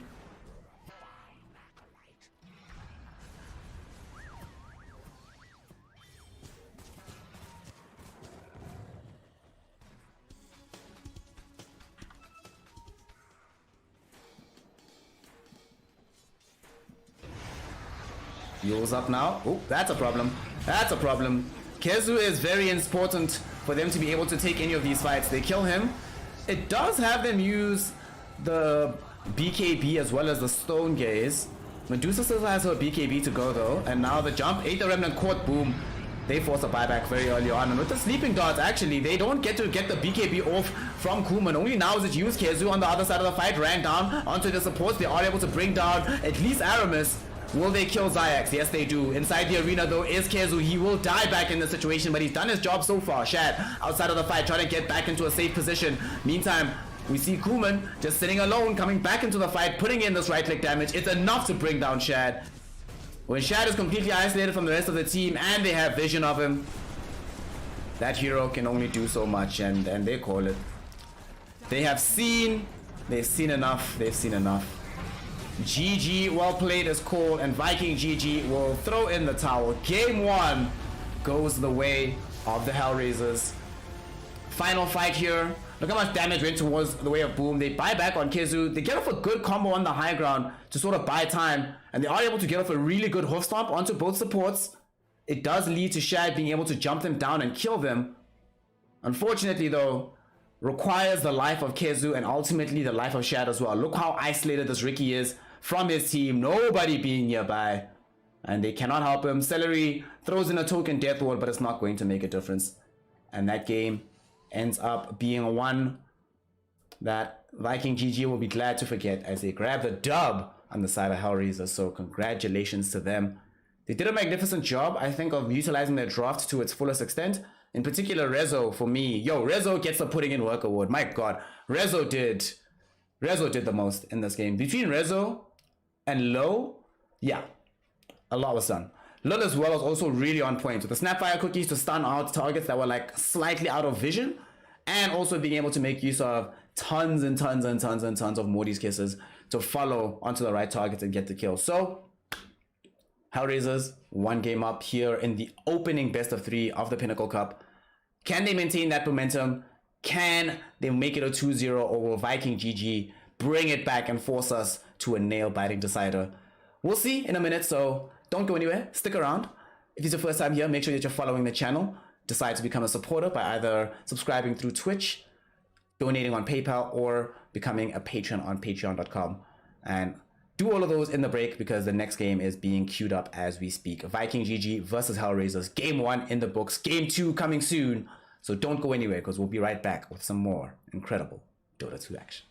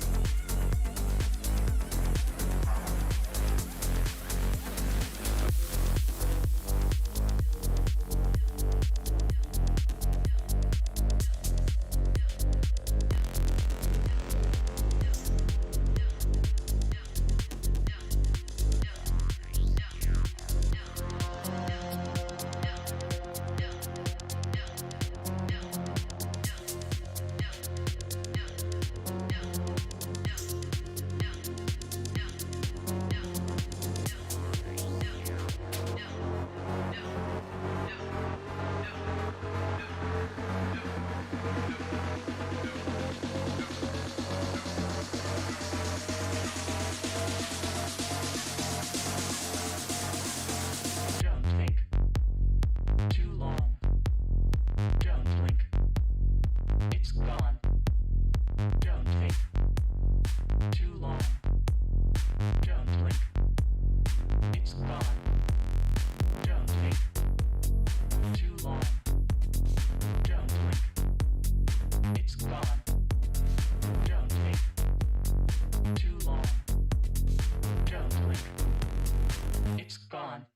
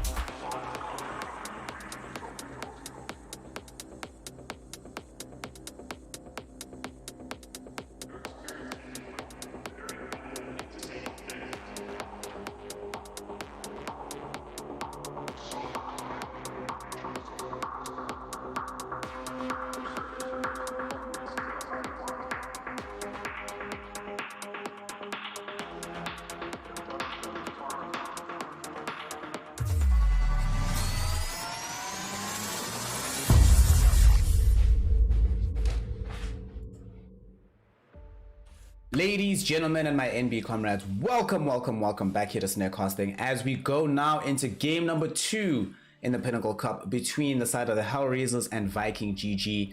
One of these two squads, one of these guys is going to be starting off the proceedings very happy, very relaxed with a victory. It puts so much pressure on you if you end up losing your opening series in a group stage. So we definitely will be seeing Viking GG putting their best foot forward here for game number 2. So let's see what they got. Viking still deciding to stick with having the SF, making sure that this is a consideration that's always there. They're like, yeah fam, if we're playing this game, we're playing with SF no matter what. That's just going to be the long and short of it. What do you expect us to do? I mean, I suppose in some regard I'm fine with this. The only issue that I have with this SF pick, like so early on, that it kind of does feel like, not in the sense that it reveals too much, but it does tell us exactly that they feel that this was not the problem, so there were no issues there. They go in Axe next. Okay, Kezu Axe. One of the things I love about their draft now from Viking is that they just have a lot better team fight. In the previous game, I think that's where the real struggle was. Hellraisers took advantage of them drastically throughout the team fights, and it made fighting and engaging them very difficult. In this game, Hellraisers opted to go for Doom opening pick for Rizzo. So Doom Lina. This Lina could go 4 position, could go mid. It's uncertain exactly the direction that she goes. Either way, she either supplies a very good matchup against a Shadow Fiend mid, or she's applying so much harass throughout the game, throughout the laning phase in particular, that she just feels super strong no matter what she's doing. In combo up quite well with the Witch Doctor as well. Would like a different 4 position, but given that we're this deep in the draft, it's unlikely. We see now on the side of Hellraisers, excuse me, one of the things that they also have is the Kuman PA, one of the heroes that he's played a lot. I'm surprised that he went for this, like without necessarily knowing what the off-lane matchup was going to be, but when you know that you're going to have either Lina or Witch Doctor in your lane defending you, it makes life a lot easier. And you know you have this Doom so that no matter what hero they pick for the off lane or for the mid lane that feels like it could threaten you as the PA, just immediately Doom that hero. Get rid of it and it's gone.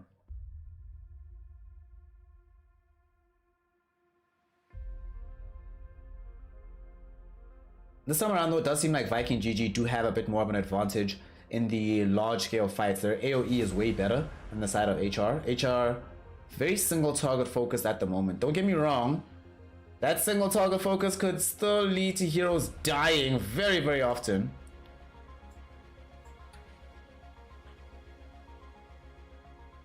So it's not necessarily the case that just because they're so single target focused that ultimately means that the game can't go well for them. What's the last pick gonna be though for themselves? They need to figure out a way on the side of HR, just sustain, honestly. Just don't be dying. Maybe a puck if they could get us like something like that. Viking GG, go for last pick Venge. Oh, is this? Oh god, it's happening. Yes. Anybody who's been out here, do y'all remember the Positive Fire Games tournament where there was a particular team called Cascade Esports that used to reliably play this Vengeful Spirit in the offlane? In this game, looks like it's going to be safe lane Venge for Shad. One of the things that they would do in that offlane Venge is rush the Aghanims. Aghanims on Void on the Vengeful Spirits are crazy right now. So getting those VS anything bonuses are so nice. Alright, so it's most likely going to be Shad on the Vengeful Spirit. Winter Wyvern rounds out this draft here. Zayax, Winter Wyvern. Whilst at the same time we are dealing with a young Vengeful... Who's playing the Vengeful Spirit? Come on, we know it's Shad. Come on, don't play with us. Don't play with us. Yeah, we know that you're playing this VS. Come on.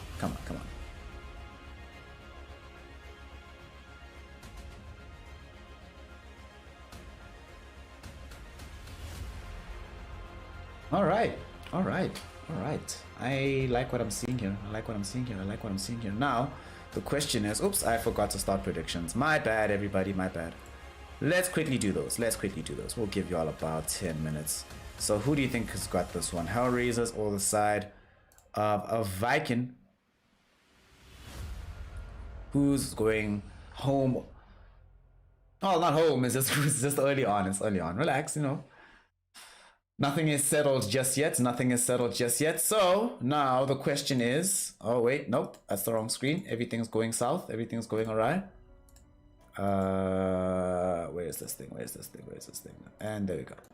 Now the question that we have to ask ourselves is whether or not they've got this. Whether or not they've got this. Which side has got this?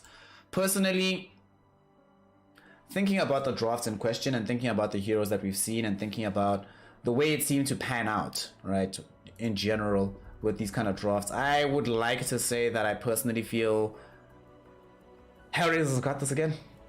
It might be a lot of single target disable. However, the last pick of the Winter Wyvern in particular, for me, what that gives them is break, a combo breaker, a way to reset the fight. Up until those points, it was looking like fights were going to require them to be the ones that start the engagement. But now, even if you get jumped on with an axe, even if you find yourself having to deal with boom in your face, even if Shad swaps you into a bad engagement, Winter's Curse can save you. There's some heal that's available from him as well. So they're trying to give themselves as many different tools and many different methods to still be able to come out ahead in this particular game.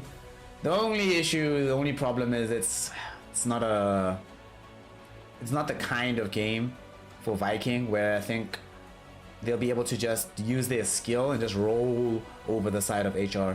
It's going to be a difficult one. It's not going to be easy, but let's let the game tell the story for itself as we get into it. Let's see what they got. Let's see what they got. Let's see what they got. This Winter Wyvern is going to be one of these heroes that we should be paying a lot of attention to throughout this map. His movement, who he decides to heal in the fights, who gets targeted with the Winter's Curse. And now that they have Winter's Curse, there's so many, everybody has, except for PA of course, has some kind of disable, has some kind of massive way to drastically inconvenience these Viking GG heroes.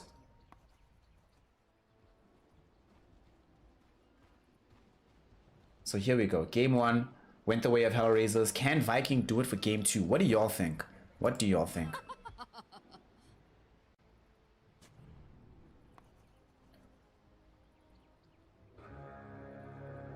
Vision's been laid out. Shad in particular, I want to know what build he's going to go for here. Generally, when I've been seeing this core Vengeful Spirit, it has been rushing the Aghanim Shard. That being said, that generally is from the off lane or sometimes even mid roll. I've seen it mid twice, off lane like many times from Cascade. I've only seen it safe lane once. But when it went safe lane, it did not go for the rush on the Ags. It built, what did it build that game? It was like S&Y or something? Chill, baby. Chill, baby. We shall see how Shad decides to run this. In this game, one thing that is actually interesting though, right? And that you can gain from having this Vengeful Spirit in the core lane is you have so much negative armor. Between the Venge negative armor, Shadow Fiend minus armor, Roche dies really quickly, and we know that Boom generally tends to prefer going for a more right-click orientated build when he plays the Shadow Fiend. So that damage is going to be further amped. In fact, I wouldn't actually be surprised if the reason why they picked the Shad Vengeful Spirit, if they decide, you know what, we don't want to run this like a traditional, like safe lane carry, we're just going to make sure that he's basically backing up Doom. So you play this sort of as like a utility safe lane, and you get strong enough to still be active in the fights, but you still do get the Aghanim's, the Shard, and you protect Boom all the time, and then Boom is the one that hard carries you to victory.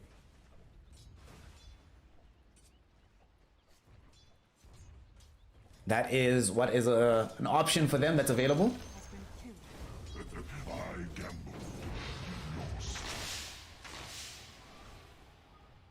It's a major concern though that they have this big one target, because that means that he's the one that's going to get doomed all the time.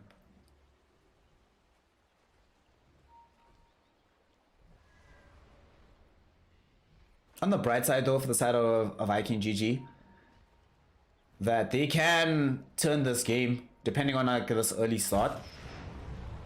Like things can go very snowbally for them. I could imagine them taking like 2-3 fights and then they're like, cool, let's go. Just never look back and just keep running at you forever.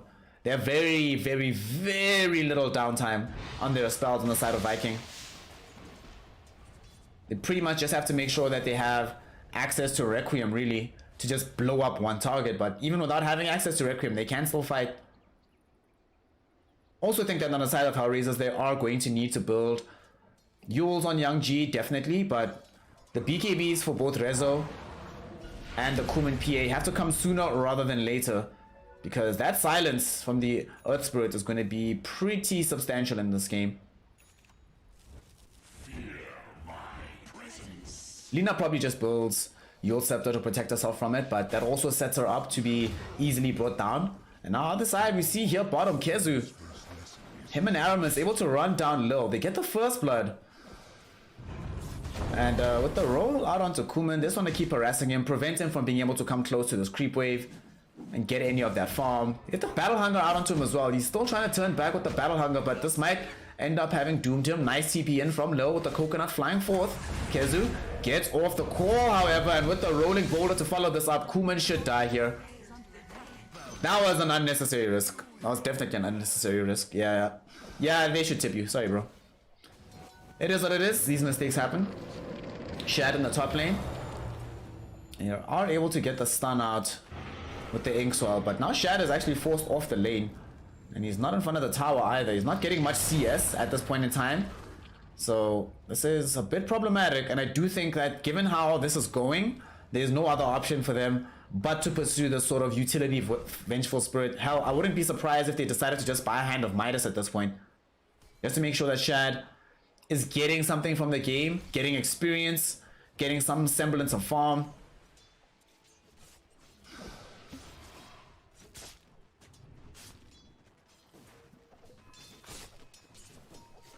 Of course, Viking.GG do not want to play this for the late game. Yet again, we see that Hellraisers are the one that have that definitely secured with this farming PA as well as the Lina in mid. What I do find interesting about how this game is panning out so far though, like take a look down here at the CS chart. Although Shad's at the very, very bottom of this, I'd almost bet you that he's not losing out that much when it comes to XP. You see Kezu taking a lot of damage from the Maledict. Top lane, Rezo almost died. Kezu, is he gonna pop? A couple of more right clicks is all they'll need. There's still another Maledict tick and he will die. Kezu pops. At the same time, Resolution goes down on the top lane. Both offlaners getting killed. Shad, though, the one to pick up the kill on top for the side of Viking.GG. So this Venge feeling much happier about the situation. They're trying to run down Zayag, but unfortunately the Winter Wyvern is able to keep things juked.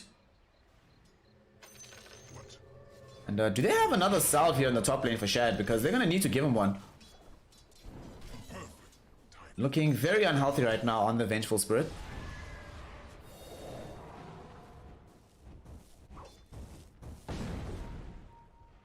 Aramis. Oh, lol. He's just being a pest right now, drawing away some experience. And yeah, they didn't give a salve to Venge top, so Shad is dead.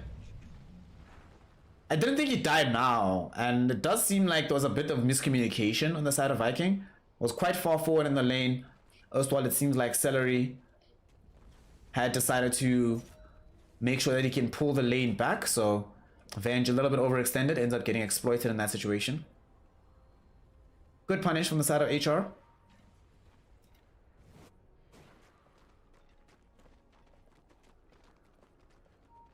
Speaking of punishes, the presence that we've seen from low down bottom has somewhat forced the axe into the jungle a little bit sooner than you would have liked, but what can you do? You're playing against PA Witch Doctor. Way too much damage to take any unfortunate risks. Aramis is going to try a roll onto Zayax, who is just making sure that they get a D ward out. LSA, will it come in time? Yes, it will. Aramis is definitely a corner. We'll give some gold over towards Young G. They were trying to prevent Zayax from getting the D wards there.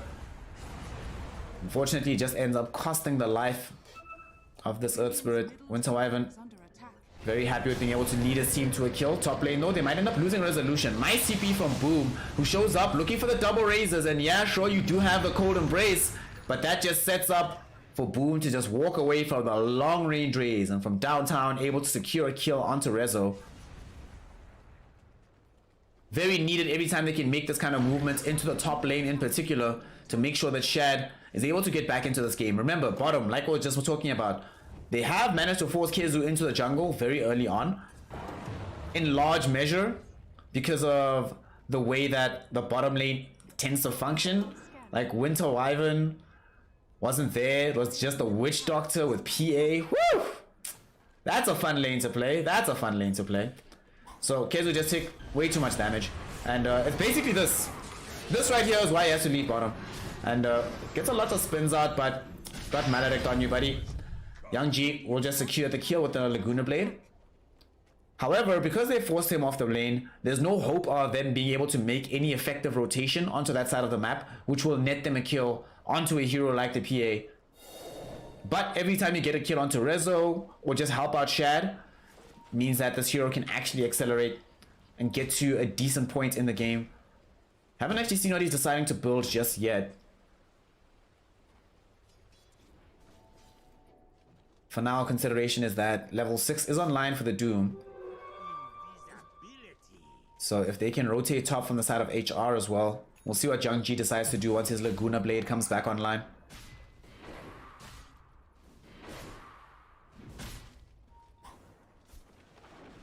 Lil has scouted out Kezu, and he does have 2 points Maledict. If Kuman is able to move over here fast enough, they can get a substantial amount of damage out onto Kezu. They decide not to do it just yet, however. In the meantime, Aramis and Celery moving down bottom. They want to try and help Kezu out. Kezu, will he get jumped on just yet? Aramis, they find Kuman. They're gonna be a silence. Inkswell as well does come out. Oh my god, are you kidding me? Low. Alright, Low with the paralyzing cast ends up making sure that Aramis can't complete the role, so they can't actually get the kill. However, Shad is here. They got off the swap from downtown, and they should be able to find this kill. Shad, who gets the kill, is going to go the way of Kezu. Great rotation there from this Vengeful Spirit. And PA. Unfortunately, we're not able to cheat death in that situation. They kept her alive for a really long time. Or let me rephrase, Lil kept her alive for a really long time. I mean, look at this, look at this, look at this, look at this.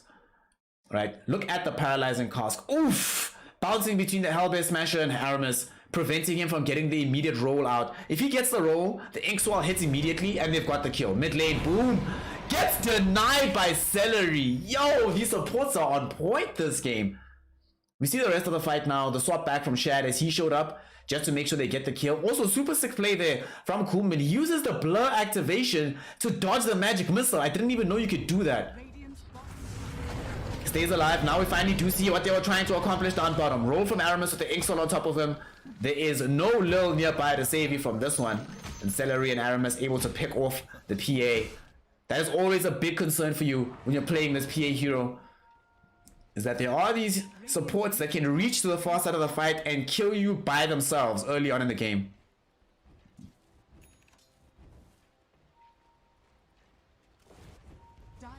Viking GG. Feeling good about themselves. Had a nice 2k gold lead. They've also brought Shad into the upper echelons of farm here.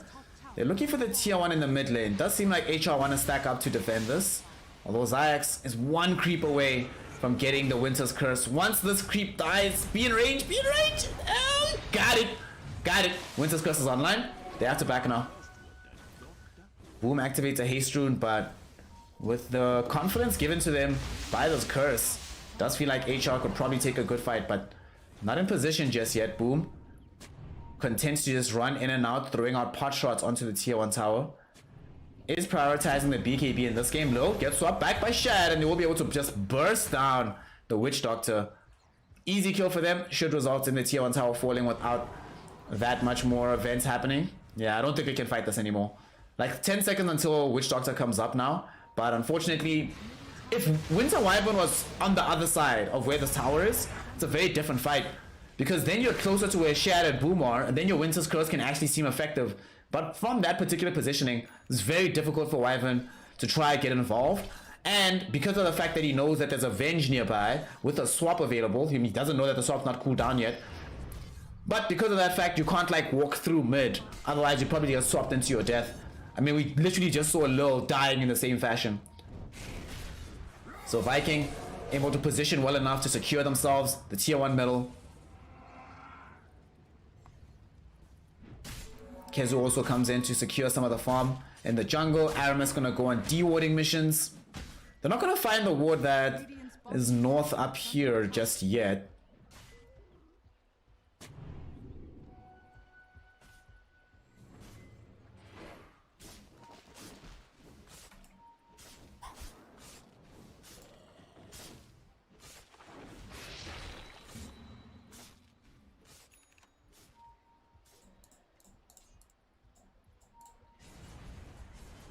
The way this game is going right now, Viking, yeah, sure, you do have the gold lead and you're happy with this, but they'll still want a bit more. And I think once they finish this BKB from Boom, they'll really want to go. Because similar to the game 1 draft, this draft is not meant to be picked up if you intend to just sit back, farm heavily. Need to be able to make things happen on the map with this kind of pickup.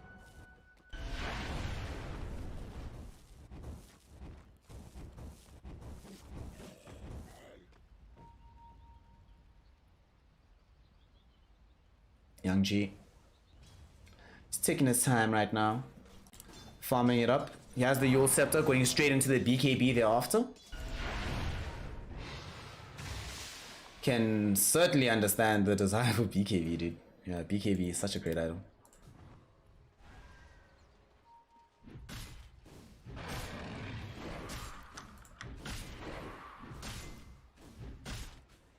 Kezu. Still continue to just farm it up, farm it up, farm it up. Try to get to a point where you can actually do something besides blink in and die. The sad thing is that right now that's kind of his reality. If he goes in for a fight, he's going to die pretty much every single time. So find it quite important that he's able to stay out of trouble for now. Just keep himself farming. Blink dagger almost online. That's where things start to look like they can turn. Because then you have that axe that can start fights for you. Right now it's a bit of a problem that they still can't start any engagements. Pretty much every fight that's happened in this game has been one that Hellraisers has gone for. So they need to do something to fix that situation. Does feel like that modern patch is all about agency. Agency, agency, agency, agency, agency. If you can do things with agency in 7-9, you'll probably win the Dota 2 game. BKB now picked up by the Shadow Fiend. We see already Shad moving middle. Smoke is purchased. Well, that's smoke is purchased on the other side of the map, but they should have a smoke nearby. You definitely go for this. It's time. Let's go. Let's go. Let's go. That's what I like to see. And here they're rolling. They're going to try to get something happening.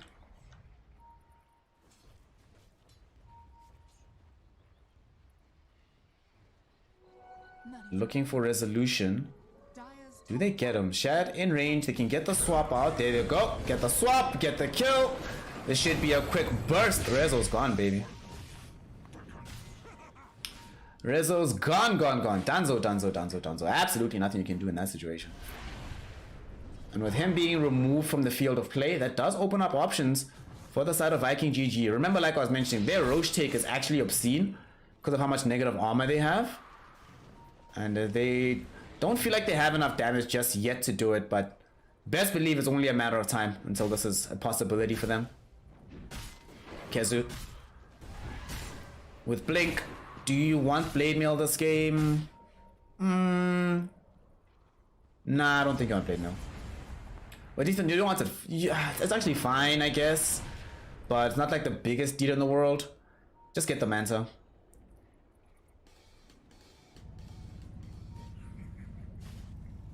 But then he's also playing into Winter Wyvern and Lina, so it's like, is Manta the best one?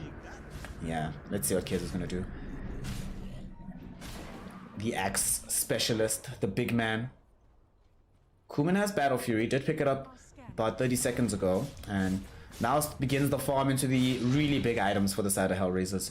In particular, that BKB is incredibly important. It's not gonna fully shield you, as you can still die, can still get swapped out. Oh, boom.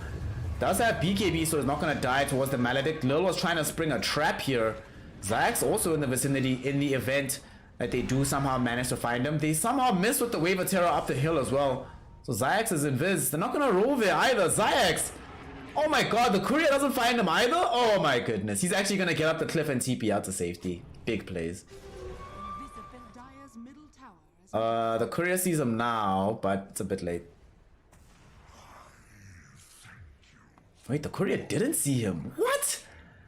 Is he really gonna get out of this? Oh my god, what a player. What a player. Viking though will smoke. They ping out the Roshan pit. They want to take control of this area. Have some points into the presence from Boom. Let's see. Celery. Just behind Kez. Once you're able to get off the Inkswell, allow them to get a viable target. You burst that target, then you turn back into the Roshan pit. Rezo. He's the one that's taking the dangerous farm right now. He will get silenced, so they know where he's at. Yeah, no TP available for you, buddy. Here comes the backup. Here's Kezu. Inkswell out too. They even committed Magnetize for this, given how much they know that this Doom has invested into some survivability. Rezo wasting a lot of their time. Oh, hashtag space created, dude. Space created. Space created, space created, space created. And also, other side of the map, Rezo does die, but because they spent so many resources to kill him, they end up losing Shad here in the jungle. Winter's Curse was committed onto him. That allows them to set up for the further damage to get the kill. Zayax, what? Mate, what's happening? I guess Zayax probably felt like... Wait, did he DC there? Why did he go back up the hill? I suppose the Shadow Fiend did have meaty and long range razors back online. So he probably felt to himself that using... Like trying to run away at this point would be pointless, because Shadow Fiend will just double raise me and I die regardless.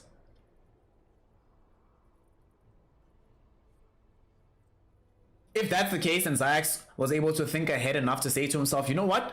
Even though that's going to happen, I'm going to steal away some of this farm from the Shadow Fiend in the meantime. That's pretty heads up. Unfortunately, because they lost Rezo on the one side of the map, and now because he ends up dying there, Zayax, I don't think Viking is too sad about what just happened in terms of their position on the map. Sure, Shad is dead, and he's not going to be able to get any farm right now, but Boom is the primary win condition. And Shad will still be able to find some items. I haven't actually seen what items he's going for. We'll see once we click on him again.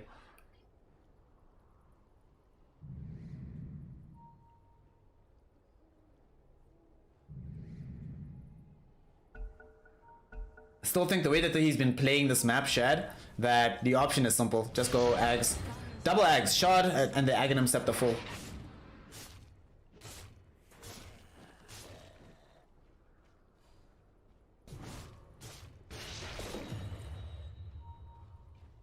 Especially the Scepter. My god, the Scepter's good. So crazy. Oh, that's very fortunate for Kuman. Picks up a Ring of Aquila. And Boom is really thinking about going for this Roche. I think you'd rather just do 5 seconds until you have Venge. Just wait for her. She'll come give us some bonus damage with the wave. Ultimately a better situation for the most part than just running into the pit and dying frivolously. They will now commit towards this. There's no vision in the area from the Hellraiser, so they're not going to scout out this movement. It will just be Viking able to take the big man down. Shad went for the D-Lance, it seems.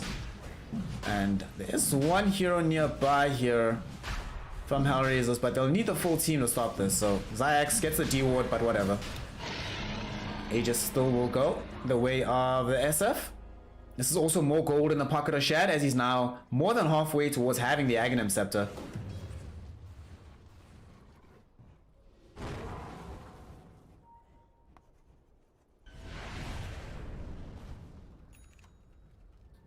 HR now will be playing on the map without wanting to really go for a fight. Just got BKB for the Lina, so that's pretty dope. And we almost have BKB for Rezo. Actually, it's just here. Yo, this is a very strong time now for HR suddenly. Double BKB, I think it might be triple almost. Okay, Kuman's 1,000 gold away still. But they have 2 BKBs effectively. Could be a decent time for them to try and get involved on the map. Wait, I also wonder, does Doom actually have his BKB, or is it just, is he still also waiting for the recipe to finish? Let's see, let's see, let's see. What's the courier hits? Boom! BKB, baby. BKB Lina, BKB Doom. Suddenly, the only source of damage on the side of Viking will come out of Boom now, with his right-click build. The unfortunate thing for the side of Hellraisers is that, especially Young G, if he gets jumped on before he can get on the BKB, he'll still die. And he'll feel really bad. Hell, even if he gets his BKB off while he's at half HP, he has to leave the fight because then you're still worried about some of this right-click damage. Speaking of right-clicks, Boom will supply them in due order to get the tier 2 tower. They're trying to go for a fight. Kezu able to get the call out onto the Winter Wyvern. Soulbind onto 2. There's a Doom as well though that immediately follows onto the Axe. Soulbind still gonna connect onto Rezo and Young G. The Death Ward going out onto Boom from the high ground. They eventually do manage to bring down Kezu, but Boom lines up the Requiem, able to burst down Young G. Nice swap back of Resolution, not allowing him to escape the fight either. And Shad grabs the double kill for Boom in that situation. Definitely a support Vengeful Spirit. Strong fight for Viking. They do lose the tier 2 top, but they came in right on time for that fight. And also, you're so happy as Kezu because he got doomed. Kezu is so happy to be doomed right now. You see the Soulbind onto the Winter Wyvern that prevents a Winter's Curse, and it also prevented free mobility for Young G. And now suddenly Young G, most of the BKB duration is wasted trying to get like final right clicks out onto Axe. But by the time he realizes, wait a second, I've spent too much time doing this, it's too late. Resolution as well also tries to escape, but the Soulbind between the two of them, and with both of them having BKB, perfect timing. Allows the fight to go well for Viking.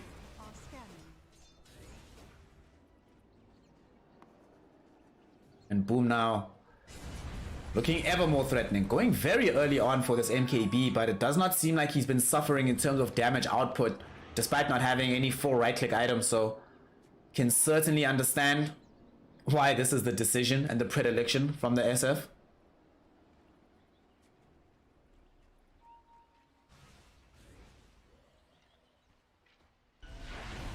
Radiant's top tower is under attack. Radiant's top tower has fallen. Tier 1 tower finally taken in the top lane. Something they've been trying to achieve for quite some time, and now this will allow them to push further. Here they are, looking for the tier 2.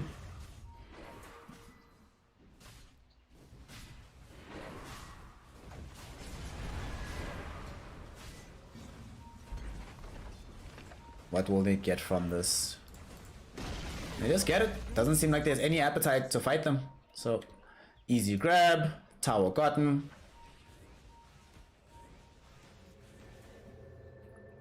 And now the question is, will they be able to catch up to their opponents in time? Because they're mass teleporting out here. Almost as if they wanted to go find a fight. Doesn't seem like a fight will be incoming though. Because Celery will just get popped though. He got abandoned by the rest of his team as they all ported out. And he will die. Now suddenly the rest of Viking is 4v5 on the map. They have to play quite carefully. Shad able to get off the magic missile and not swap himself down to Zayax. Does he have the Aghanim Scepter just yet, Shad? I'm not sure. We're going to find out in a moment. He does die and he gets out of an illusion, so he does have Axe. And this will enable him to flee. So he's playing this hard support. Vengeful Spirit. Pure utility, baby. It's wonderful. Wonderful, wonderful. Kezu now does have the Crimson Guard. Gonna help out a lot versus Kuman. Big call going in onto Rezo though, so maybe not the perfect target. They're gonna try to get out this damage. Boom. Finding himself in the midst of several heroes. They got the Doom out with the Laguna Blade out onto the Axe. Axe will eventually die. Boom, his Aegis will expire. Will start healing up right now. They try to ignore him up until this point. Will still be able to find a kill onto Young G, but they kill him eventually. Kuman with his own BKB. What patience coming in right there from the Phantom Assassin is finally able to bring down Boom. Now they want to route the rest of the fight. Looking for Rezo, who somehow has managed to survive this fight the entire time. Didn't end up dying. Go back for Celery. Oof, Kuman, look at that big burst. Shad back into the engagement. His illusion did bring him back, and he is able to get the kill onto Resolution at the very least. It's like a 3-for-4 fight now. Do they get any more out of this? Wave of Terror does connect onto Zayax, so they know where the Winter Wyvern is. Nice roll onto Aramis, ensuring that there's no escape available for the Wyvern. That secures a double kill at the end of the day for Shad. And 4 heroes to 4 for Hellraisers, despite how good it looked at the beginning. And now Kezu, he's completely alone. Can he get out? Can he get out? No, he cannot. Cole catches him. They make sure that they have the chain disables necessary. And this PA, can she turn? Trying to kill Aramis. Not going to be able to do so, despite the damage. PA goes down. Aramis instead is the one that claims her life. And 600 gold in the bank. Viking GG. doing every little thing possible at this stage in time to ensure that they not only keep this game alive, but keep the series alive. That fight looked like it was going to be awful for them, but in the long run, it took a while. Took a while, but they were able to draw even. It is still a win for Hellraisers at the end of the day, because Kuman was the hero on their side that stayed alive the entire engagement. He didn't die. And more crucially, the other heroes that died on the side of Viking, Shad and Boom, at some point in those fights, those two heroes need to be continually accelerating, gaining experience in this game. Hellraisers will have the late game for themselves, so they're not as worried as Viking GG about giving up a couple of heroes in these fights. They're unhappy when they lose the fights writ large, but drawing even, where one of the last survivors is the PA, who got most of the gold out of that fight, I don't think is the worst thing in the world for them. It'll still count as a net victory, especially considering that off of that, the back of that fight, Viking GG can't really do anything on the map. Like, we saw that they were right here moments ago, but they realized it was also pointless to lay down new vision. Zayax was going to come back and deward this. So they still feel good right now, HR. But let's see what happens here. Kezu, can he blink away? No, he cannot. Scorched Earth will prevent that. And I think they just abandoned him. Just let him go. Just let him die. Shad's actually going to swap him back. Shad's going to save his life. Shad is a big player. And now with the BKB on Boom, he's trying to man up versus Kuman. Kuman, there's an MKB now, comrade. Boom is going to eviscerate you. Winter's Curse thrown out, preventing Boom from being able to do anything else. And that will make sure that they get the follow-up LSA and the Laguna, get the kill. Deathward going out onto Shad. Will they kill him? Yes, they will. Aramis trying to roll onto the far side of the fight with the Soul Bind Magnetized going. Do they have the damage? No, they do not. Cold Embrace will keep the PA alive for now. In the meantime, we see Shad with the illusion trying to kill Zayax. Will not be able to do so. Swap back. Is it going to be enough? Kuman taking so much damage from this illusion is going to be able to kill it, and he does stay alive. Aramis also loses his life in the process. Kezu jumping back in with the Inkswell, but he realizes now that he's completely isolated. The rest of his team has died. He's alone here, and he loses his life too, Rezo. Kuman did eventually fall thanks to the efforts of the Shad Vengeful Spirit. But ultimately, Hellraisers still walk away victorious. 5 heroes fall on the side of Viking. It's the HR team that stand tall at the end.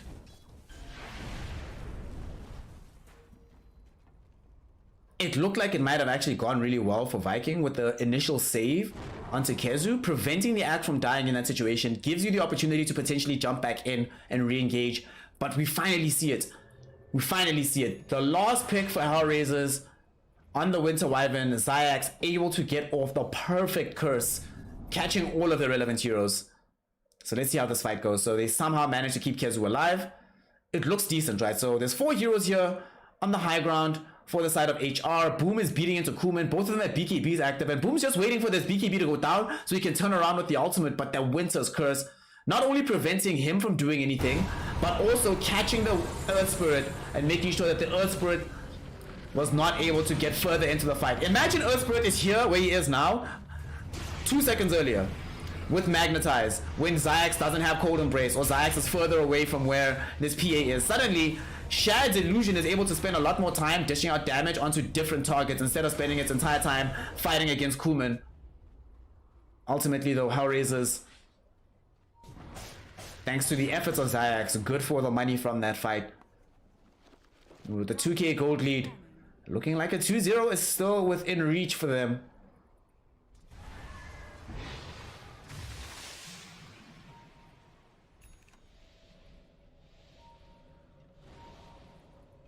Doom has the Shivas ready and rearing to go. Radiant's middle tower is under attack.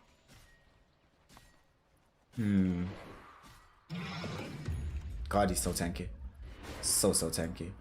That is one of the problems about how they're going to deal with this hero, just with all the tank ability that's available.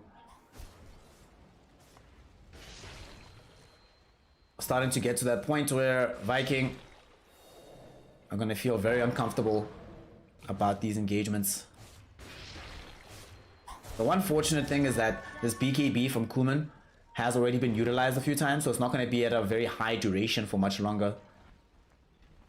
HR will now smoke up to get something done on the map. Where will they go with this?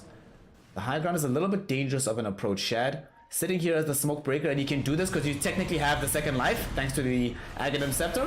Swaps himself forward, gets the stun out, but there's the soul bind on the 2. Shad will die here, but they'll definitely take this fight. Kezu hasn't been able to get a kill just yet, but they do bring down low. At the same time, Kuman jumped in to try and look for Aramis. A lot of his time is being spent there, but there, boom, he got doomed. So much damage came his way almost instantly, and he's dead. No Shad, no Doom. They also take away the immediate illusion. Kezu now being chased back by HR, and he's not going to be able to do anything, as he just gets slowly but surely ran down. Where did that damage come from onto the SF? He lost like half his HP in like a second. I think he might have been late in getting off the BKB. And to make matters worse, Young G also has access to the Aghanim Scepter, so Laguna just pierces BKB. Alright, so let's see. Shad getting gone on first. He does die. Kezu gets the call. There's some damage. Look at the north of the fight. Alright, so there comes Boom, right? Boom desperately wants to be involved here, but Young G has double damage. They doom him. Laguna Blade that goes right through the BKB, and they kill him easily. At the same time, Kuman is so patient with his own BKB that he's able to turn it on at the exact right moment. They now run down Kezu. This is huge. Honestly, they got a lane of Raxel for this. And Viking GG do not feel like they are comfortable with the way this game is sitting right now. 7k gold lead in favor of the side of HR. Can they stop this? They have to know that a Roche attempt is happening, right? But the question is, can they get here in time to stop it? With SF only respawning in 5 seconds, they retake the outpost. Will they throw out the Wave of Terror? Shad will, but it might be a little bit too late. Oh, can he swap back? He gets back into the pit, but unfortunately this is just going to lead to him dying. Zayax in the meantime also able to get off a pretty good Winter's Curse on the high ground. LSA connect onto Shad. The illusion, they know better. They know better. They're not even focusing their heroes. They're actually going for this illusion. That's crazy. Swaps himself back, but only going to be a limited amount of time, as they will be able to get this. Kuman also has the Aghanim Shard thanks to this Roche, so Fan of Knives is online for the PA. Fan of Knives is fantastic in this game, honestly. Against SF, Venge, Axe, heroes that absolutely need their passives to be effective in these fights. You need the Vengeance Aura, you need the presence of the Dark Lord, you need the counter Helix. Without these spells, Kuman, in particular when you jump on Axe, you do not feel any threat from Axe if Axe doesn't have access to spin. Especially since he opted not to go for the Blade Mail in this game. HR suddenly with an 11k gold lead in a game that was seeming moderately close is looking like it's way out of reach for the side of Viking. It is still possible for them to find a good fight, but unfortunately now it's about massive target selection. Effectively, if Zayax is alive in the fight and Young G is alive in the fight can't be won. You have to somehow get on top of these heroes at the beginning and kill them quickly. How you achieve this? Yeah, that's the difficult part. That's the difficult part. Dire's bottom tower is under attack. Dire's bottom tower has fallen. Aramis here on the high ground. He's just gonna die. Does have buyback, but yeah. He's gonna be gone. Kezu was trying to jump in and start a fight, not gonna be able to do so. Inksword doesn't land, and the Doom is out from Rezo. That means that Aramis is gonna be isolated here with Kezu though. Kezu does catch the LSA. No buyback available for this Axe. Nice Winter's Curse yet again onto Shad, with the Doom still going onto this Boom Shadow Feed. They'll be able to bring down Shad. No buyback for the Venge. Boom trying to fight Satanic going, but the Death Ward and the damage from Kuman is just way too much. He's isolated, nobody around to help him. He goes down. Shad gonna try at least kill Zayax on the way out with the illusion. And Aramis, he's just trying to cut the creep wave so that they can't actually utilize this to push up onto the high ground. This will work. We'll have to see what the mid lane does though, if they decide to just immediately swivel their attention towards there. And we see Young G is gonna bring in this mid wave. There's already a lane of racks down here, so the super creeps can give them the disabling of the backdoor protection that they need to finish off the bottom lane of racks as well. And not just finish off the bottom lane of racks, finish off the game, as Viking GG will call it. They throw in the towel. And Hellraisers, ultimately good for the money. TG is called, 2-0 is gained, and the first best of 3 here in the Pinnacle Cup is won. Hellraisers have done it. And just to take a look here at this final fight, Kezu were not able to find a real target. The Doom going for the longest time onto the Shadow Fiend. And now by the time Kezu actually sees heroes, it's too late. Young G also had Aghanims, so much damage was burst out. But Zayax, look at that Winter's Curse onto the two crucial targets. And both of them do end up taking a tumble there. So that's GG. It's GG. GG's cold. Hellraisers will go over. They'll find themselves grabbing the dub in this situation. So congratulations to Hellraisers. Definitely, in my opinion, feel that... Oops, that's not supposed to be happening. Definitely feel like this was one of these games where the major reason why they lost on the side of Viking GG is just same, like a lot of happened that was similar to game one, where they were not able to find key fights for themselves, but also the game kind of went out of hand. It got to this point where the key heroes they needed to eliminate earlier on just got too big. Kuma just never felt like he was going to die again, despite them picking up that MKB, and they had the heals from the Cold Embrace, and they were able to keep him popped up for their game. So well done, congratulations. And they did it, So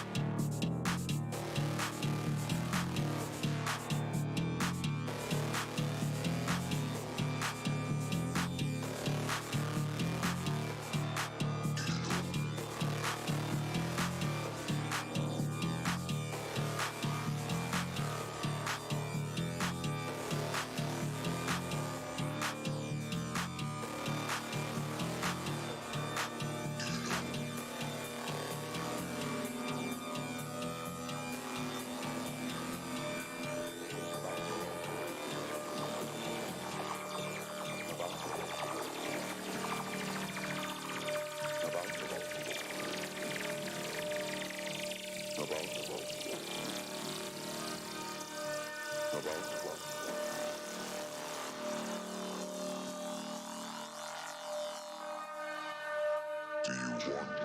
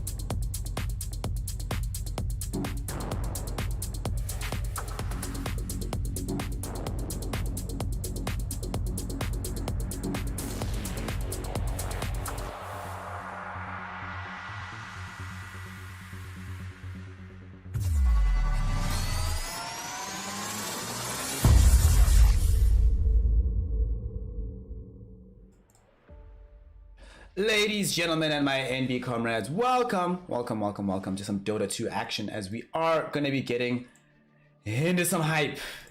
So we have ourselves here today the side of PogChamp taking on the Chicken Fighters. So we are continuing with the Pinnacle Cup. We're just going to be seeing now who is actually good enough to keep going, right? Earlier on, we saw Viking.GG go down 2-0 to the Hellraisers.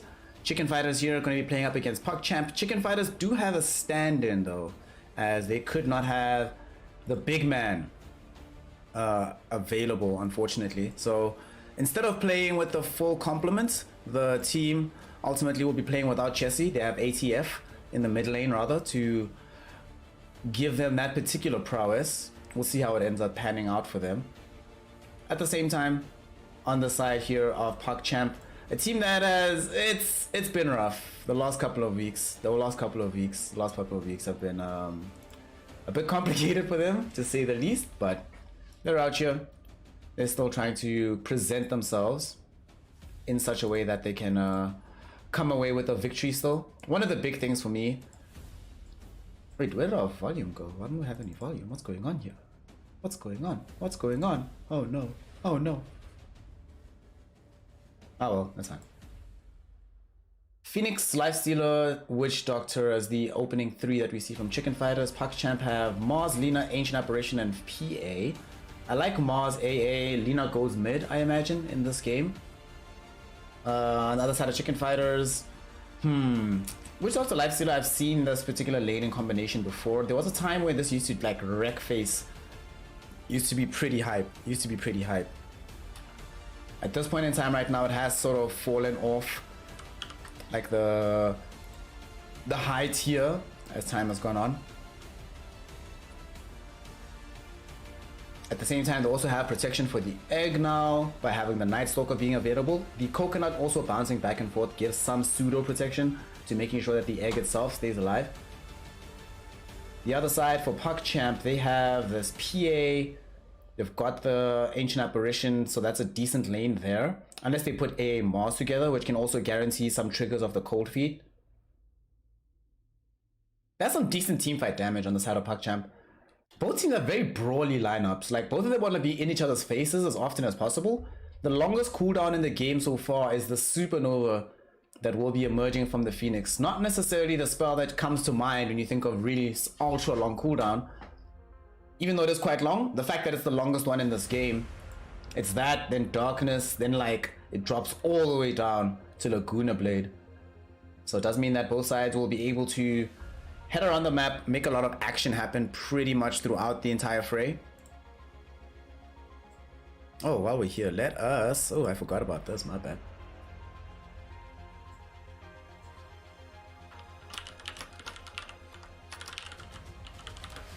I'm trying to think about like what do you get in last year. So PogChamp need a mid laner, right? Unless they're going to be putting this Lina mid, which I actually would prefer. I don't like Ancient Apparition in games where the other support doesn't help you set up any more stuns or help proc the Cold Feet. Maybe they get themselves like an Earth Spirit. Then they have like some amazing team fight inside the arena. I mean, the option is also there for them to go for the last pick Snapfire. But I kind of hope that this is going to be mid Lina and then they decide for something else. They do also have last overall pick on the side of PogChamp, so they can be a bit more considered in terms of what the final hero they pick up for themselves is.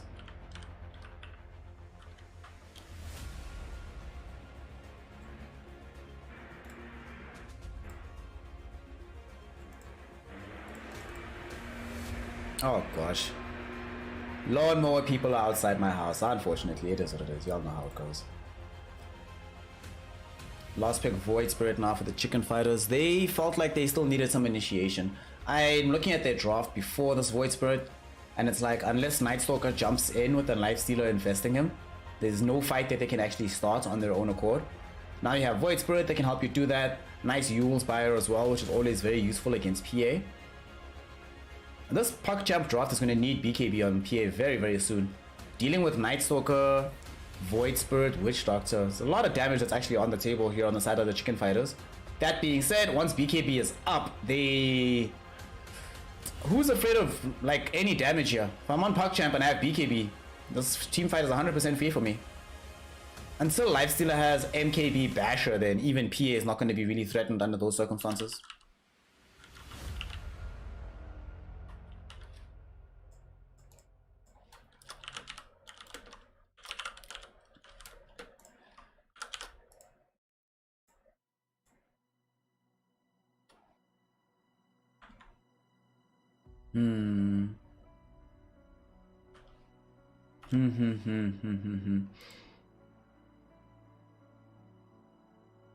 We see now that we're really thinking about what this last pick is going to be. Really thinking about it. The last situation that you want to have is to be in a point at the end of the draft where you pick in haste. A lot of options. Earth Spirit is still in the game, right? Yeah. Snapfire was first banned, so obviously that can't come out. There's still Tusk if they want to go for that. Get the Pangolier. Okay. Okay. I mean, it could also be Mars mid. Let's see. What are they actually doing here for PogChamp? What are they actually going to do?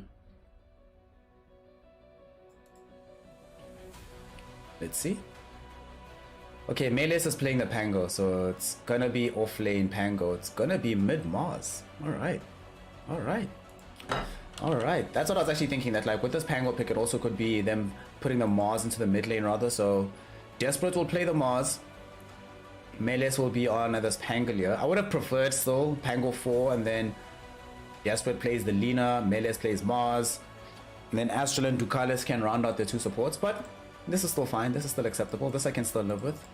So, with that, now we have to ask ourselves where we think this game is going. And for me personally,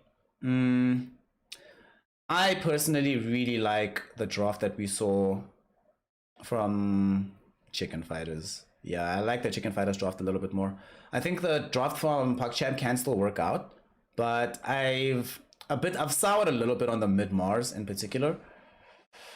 That being said though, actually no wait, let me actually go back because I'm still very afraid of how do they deal with BKBs. Lately, I've been learning that this new patch I'm still learning it in the sense that my intuitions aren't fully aligned just yet in terms of what should be happening.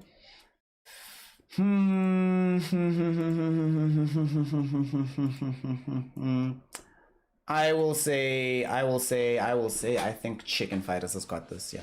I think Chicken Fighters has got this. Because, so there's several reasons why I think they've got this, right? Given the draft that we saw between the two sides. First and foremost is the fact that Chicken Fighters have ability, once they get BKBs, fighting is very hard around them, right? They have a lot of chaos they can create in the fights through Melees as well as Desperate. The primary big damage is going to be coming from the PA. They've got the Ancient Apparition already. Yeah, I think they've got this. Well, let's see what they got. Hello?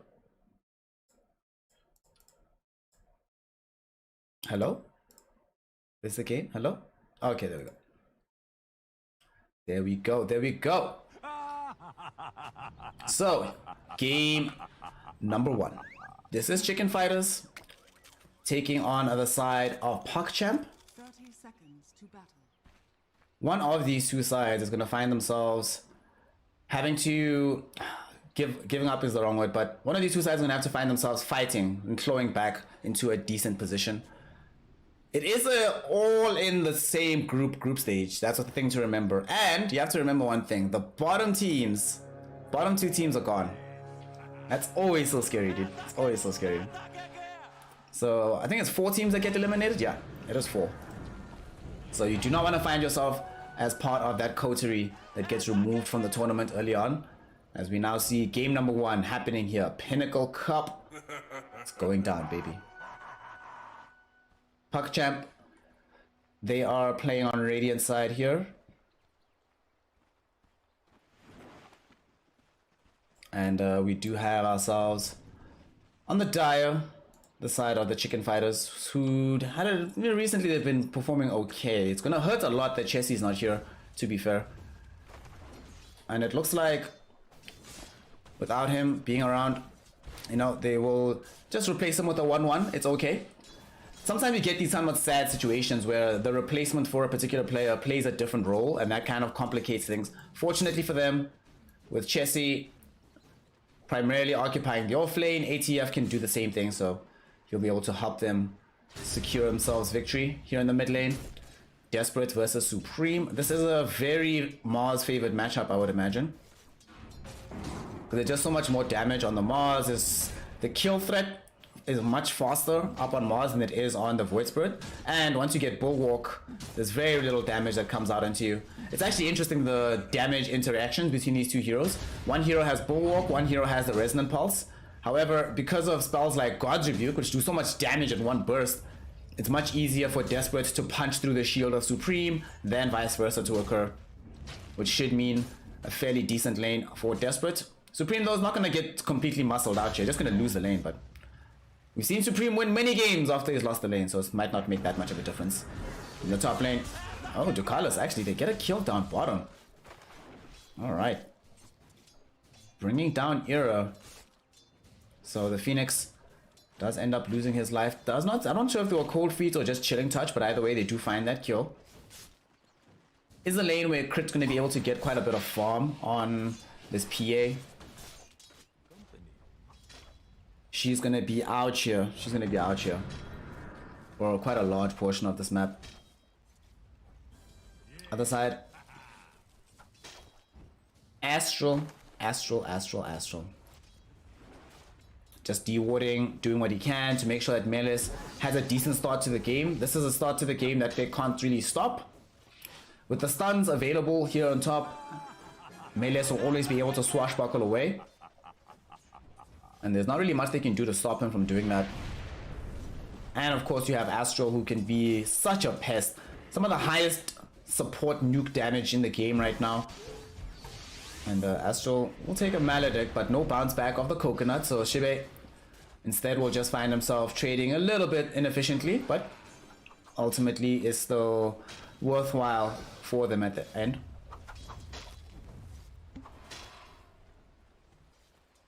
Astral pops out. Shibe will just be happy to be able to keep pulling without being interrupted in the situation. I'm going to give your lifestealer as much of an advantage in this lane as humanly possible. And also, you know that, like I'm saying about Melis not really being in a position where they can actually kill him or threaten him, given the presence of the swashbuckle. Similar story for Charlie. Provided he has even a single point into rage, killing him is impossible. So he'll just keep farming. Shibe, however, that's another story. LSA does connect out onto the Witch Doctor. Will he end up dying? Indeed he will. No, one more right click. Okay. Astral thought that he'd already killed him, decided to change targets, that wound up being too late. But now Charlie has already used the rage, taking quite a bit of damage from Astral after the LSA connect. But I think the main purpose of this for Astral was to zone back the lifestealer so that now they could grab this really big creep wave and try to bring it into a comfortable position for them. Charlie though does interrupt this somewhat, does a good job. Now it's Shibe returning. Do they have any way to get this kill? Charlie looking for this bonus damage. Astral will port home. If Astral didn't go home there with that teleport and decided to rather teleport to a tower, he'd be dead right now from the Maledict. But fortunately, knows what's up, knows what he's doing. So ends up being able to pull through.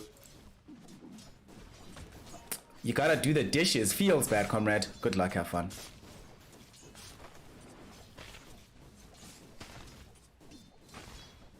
ATF down bottom has not had the cleanest early laning start, but unfortunately for him, the same is also true of Supreme in mid.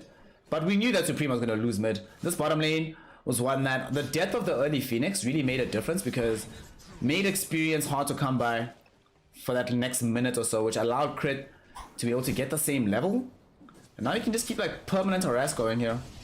Fortunately though, whenever Era does show up, ATF will definitely feel comfortable being able to post up and farm in the lane itself. So it just requires the presence of the support in a decent capacity.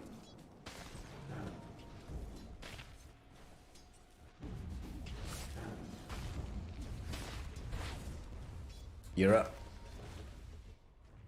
Just gonna tank some damage there from the tower.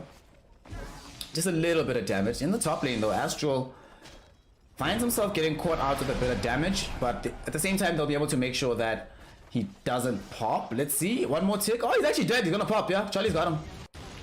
Alrighty, not bad, not bad. Okay. Melis now. We'll have Swashbuckle very shortly, so not likely to die in this situation. I was actually looking for a shield crash, but does manage to juke himself properly. Magic stick, Swashbuckle up onto the high ground. A-okay. Charlie's gonna chase him though. Has Maledict out onto him. He knows there's no more Swashbuckle available. Charlie, can he find this kill? Underneath the tier 1 tower? I think it might be enough. Melis. Oof. Just barely surviving there. Alright. Very close call. Ultimately though, they do not end up being able to pick up the life of Melis. It would have been huge for Chicken Fighters in the top lane. Now though that they've been able to put that much pressure out onto Melis, every single time that we have a rotation off the lane by the support, Melis is going to be in trouble, and we see it now. Melis is actually going to die. Aster was present for a few moments in the top lane, but didn't stick around, so was not present to keep Melis alive. That's a big problem. That's a big problem. That's a big problem. It's a bit of a yikes right there, but nonetheless it's happened. The question now that has to come out is whether or not they'll be able to move into that lane themselves on PuckChamp, or if they come bottom. And that question gets answered now as they come bottom, bringing Desperate to make sure that he's involved in his first kill of the game. Generally, we do see these mid laners rotating when they have these ults, and it puts in good money here. Charlie grabs level 6, so able to invest into a creep. Ensure he doesn't get popped up. Was fairly low on the HP, but with the infest, he should be a-okay. In fact, Shebe is coming in from the backside of the fight. They're trying to use this creep to run forward. Supreme also here. They're going to initiate onto Astral. Melis also in a little bit of trouble. He doesn't have access to the Rolling Thunder just yet, so can he get out to safety? Crit also able to TP away to safety, just barely on the bottom lane. Dire's top tower is under attack. PuckChamp. At this particular point in the game, definitely feeling to themselves that, you know, mid's gone really well, bottom's going quite well. We don't lose Melis at top. Sure, Supreme does show up to get a nice kill for himself, but not losing that offlaner, giving him time to still catch up, and denying the bonus gold that Supreme would have gotten for participating in 2 kills rather than 1.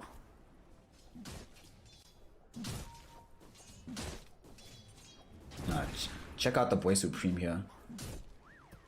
600 gold behind Desperate in terms of the overall farm, however, still seems useful on the map. Things have slowed down somewhat.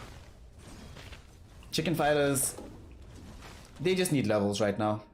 They might be denied these levels because Desperate is coming yet again to kill this Night Stalker. Night Stalker trying to kill Ducalis. Oh god, dude! ATF, no! Desperate messed up. Desperate made a mistake. Desperate made a huge mistake there.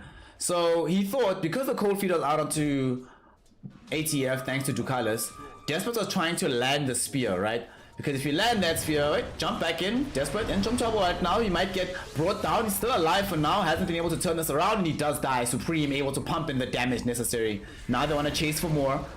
Looking for Ducalis and Astral. They drag back Ducalis with the Aether Remnant, but unfortunately just not enough damage. But he ran forward using the spear because he was thinking to himself, if I hit him with the spear, he's going to get thrown back into the tower. He freezes from the cold feet. We guarantee this kill. Instead of maybe trying to get a bit closer, maybe try to get a spear in a different place or the ultimate in a different place, unfortunately, is ending up in favor of the side of Chicken Fighters. And also it's the first usage of Dark Ascension that goes successfully. There are just these certain heroes in the game that you do not feel good at all if you use a spell but it doesn't get not just a kill, but an important kill. It needed to be a hero like Desperate that brought down in a situation like that. One thing about this game though, as it continues to scale, yeah, I was saying earlier that if these BKBs come out from PuckChamp, from Desperate, Melees, as well as from Crit, they'll be able to put themselves in a position where they can fight into almost everything Chicken Fighters has except for the Lifestealer. The one big thing though is that if this Lifestealer gets ahead of them, jeez, Lifestealer will shred through the Mars. Lifestealer will shred through the PA once BKB and MKB are available. Well, just MKB really. BKB will be available for the PA, MKB for the Lifestealer. Ice Blast. flying out now. Desperate was able to catch 2 heroes inside the arena. They jump out with the Void Spirit. They do end up losing Desperate. However, Crits is here to try and clean up on the backside. And with the damage, it's enough to bring down Supreme. So they do get something off of this, as 2 heroes will fall.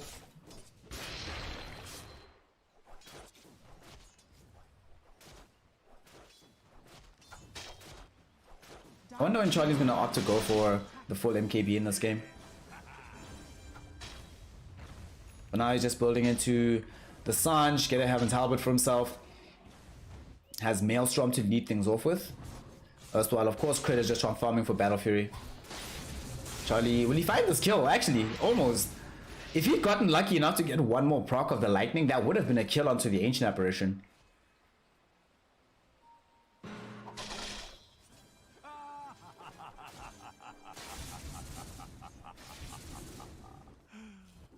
Astral. They're leaving him bottom to soak up the experience in this lane, as the PA of course wants to be farming elsewhere. Well, Astral just left. I mean, I suppose this tower is gonna go down soon. Doesn't want to give up his own life in the process, but some decent experience still to come from like maybe 2 or 3 creeps off that wave. But also turns out that Wisdom was present from Astral as they scan out behind the tower. So Chicken Fighters were looking to make that dive. Dire's top tower is under attack. Radiant's bottom tower is under attack. Radiant structures are fortified. ATF. Dire's top tower is under attack. Gonna be beating. This is the one major weakness that they have on the side of Chicken Fighters. Both drafts suffer with this, but Chicken Fighters also have a real problem here. For them to take the towers or Roche or any kind of advantage on the map, there can literally be no PogChamp heroes in the vicinity. Not the easiest thing in the world for PogChamp to do either. So this is going to be one of those games where the only time we'll see real estate falling is if there is a massive movement on the map and the enemy team cannot muster the numbers in time to defend it. No, unfortunately not. Unfortunately not. Chessie is not playing Van Halen. He is Tower is under attack. busy. I don't know. I can't tell you actually what's happening with the comrade, but at the moment it does seem to be the case that he is not. At least right now. At least right now. He's not in this game. He might return for game 2 and 3. We'll see. If there is a game 3, that is. Meles. Over Corrosion, building into the Yule Scepter. It really has been a rough game for Meles ever since they started abandoning him with the Lina top. Has not been really able to accomplish all that much on the map. Jump middle though, because Desperate able to get an early grab onto Supreme. They get the big kill thanks to Ducalis' Ice Blast as well. Big reveal of the Blink Dagger there from Desperate. Yo, he just made that look so seamless. Jump in, arena, easy grab. They'll maybe feel that they shouldn't have committed the full Rolling Thunder as well. It turned out to be, strictly speaking, unnecessary. But that combination of arena, Ice Blast, oof, it's gonna keep hurting. And the thing is, whenever there's multiple heroes caught inside that, this time around the Rolling Thunder wasn't necessary because it was just one hero. If there are multiple heroes in there, suddenly, in the midst of being Ice Blasted, you're still getting rolled and stunned by this Pango. Speaking of Pango, Meles, can he TP out to safety? No, he cannot. Dire's middle tower. Found trying to retreat away safely back to his own base. Chicken Fighters will accost him, making use of the Dark Ascension from ATF. And they'll turn that into a kill, which also transitions them into taking this tier 1 tower middle. Radiant's middle tower. But a kill like that will always be required before they can try to make any of these aggressive type moves.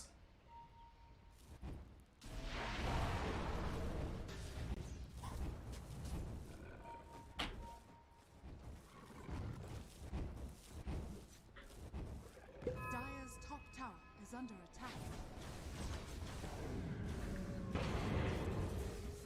Game right now, somewhat slowing down is the wrong term to actually use to describe what's happening right now. Basically what's happening all across the map is just more consolidation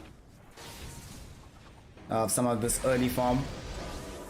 Chicken Fighters now, they want to try sign some fights on the map. Their draft right now is fairly good at being able to find these kind of pickoffs, as they get the Ancient Apparition but lose their own Phoenix. Era goes down in the top lane, and ATF, well, he wants to chase this. He wants to chase this. Not going to be able to find a target, unfortunately, though, for him.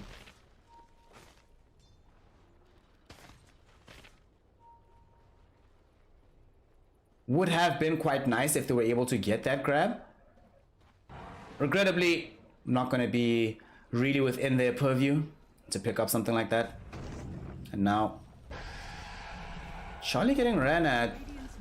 But he's just going to rage, looking for melees, looking for some revenge as his own rage finishes. He's just happy to keep farming here. Melees just TPs out. Radiant's middle tower is under attack. I still like what I'm seeing from PUBG, despite the fact that a lot of these fights right now seem to be going the direction of the chicken fighters. I still think that they are not fully happy with a few things. For example, they're about to lose Shibe. I mean, that sucks. But there's a couple of things they're not happy about, right? They're not happy about the fact that we've now gone 15 minutes into the game. There has been one nighttime kill, but it came during the triggering of the Dark Ascension. That's going to make them somewhat unhappy. They're going to be somewhat unhappy about the fact that every time that they've looked for these engagements, Void Spirit hasn't always been able to make himself able to jump to the far side and get the target he's going to be needing to get as this game extends. Every time Ducalis dies, for example, on the Ancient Apparition, it's going to be because of the efforts of this Void Spirit. Night Stalker can't always be focusing on the supports. He has to be silencing up the off lane and mid in this game. Speaking of, Supreme is gonna find Desperate here. Maybe not sure about this one, y'all. It's gonna be an arena. Onto several. Ice Blast not gonna be thrown in just yet. Shibe falling very low. The Infest will actually keep him up, and the Ice Blast gets dodged out. Laguna Blade thrown out onto the Phoenix, and they do manage to kill him. ATF jumping forward with the silence out. Crit gonna be in a world of trouble. Cannot jump away and will find himself losing his own life. This will allow Ducalis to keep chasing, or keep being chased rather, by the rest of the chicken fighters as they suss him out behind the tier 1 tower, and they will be able to get that grab as well. 3 for 1. Chicken fighters start this off by being able to get the quick kill onto the Mars. PUBG were very slow in response there, so as a result, Mars goes down. Melees, can they get him out? Yeah, they can. They've already committed the Void from ATF, so they can't actually commit anything to cancel out the TP. Even though they have Supernova, it'll take too long. Chicken fighters still making sure that they maintain a decent lead over Melees. We still haven't seen this Pango really being able to do anything. Astral is just gonna die here on the high ground. Desperate also came a little bit closer. Be a bit worried about this, my friend. He uses the Spear of Mars. Supreme tosses him into the air, but not much mana left for this Void Spirit, so you can't really contribute too many spells here to try drag Desperate into a situation where the rest of his team can collapse directly onto him. So Desperate actually will port back to the tier 1 tower top because they still want to engage a fight. Lina is coming back soon, and underneath the tier 1 with Lina and Arena, they look pretty good. Arena will catch out onto 2. They're looking for the quick grab onto Shibe. They will be able to find it. Charlie rages to walk through the wall, and the rest of chicken fighters should just be able to escape from here. This is one thing that does suck for PUBG is that every time they use the arena, Lifestealer can rage through it, Void Spirit can astral step around it, BKBs will eventually come up for the Night Stalker, so he'll be Gucci as well in that situation. And to make matters worse, Supreme also has the Dissimulate, so unless you catch the Spear as well, you're only going to be really killing these supports in this game.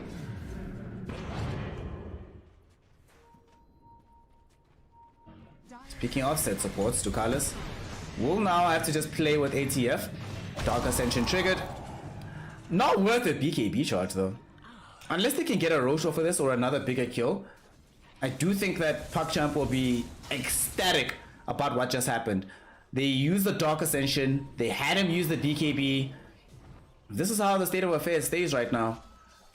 You're like, okay, cool, yep, and Ducalis is gonna respawn, come back. They now do recognize on chicken fighters that, yeah, that kind of sucked. They're looking top for a kill onto Melees, and this Pango needs to be very careful with his positioning here. Oh, it's actually Desperate here. Mars blinks into the trees, he can get away, yep, he's cool.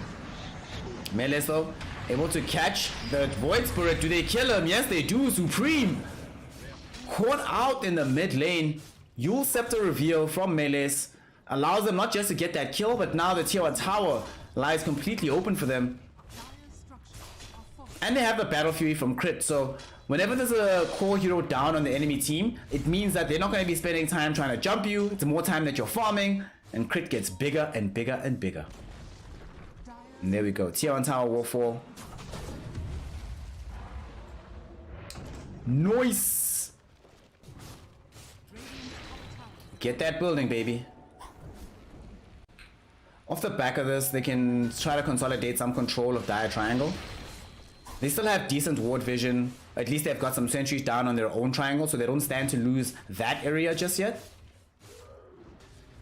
Radiant's top tower is under attack. Radiant are scanning. Melis. Dire's bottom tower is under attack. Yo, that fight was really crucial for PogChamp. Being able to get that Void Spirit because it sort of resets the game for them. They now get to actually allow PA to use the time bought by this young Battle Fury to do something effective. It only sucks when you buy this item, but you're forced into fighting almost immediately. So in this game, there will be time available for the mans to just spend getting a bit bigger. A fight is gonna break out now. Astral gonna find a Night Stalker with an unfortunate passenger. The passenger pops out. So it's yet another Dark Ascension though. This time around though, ATF does manage to resist the temptation to trigger off the BKB.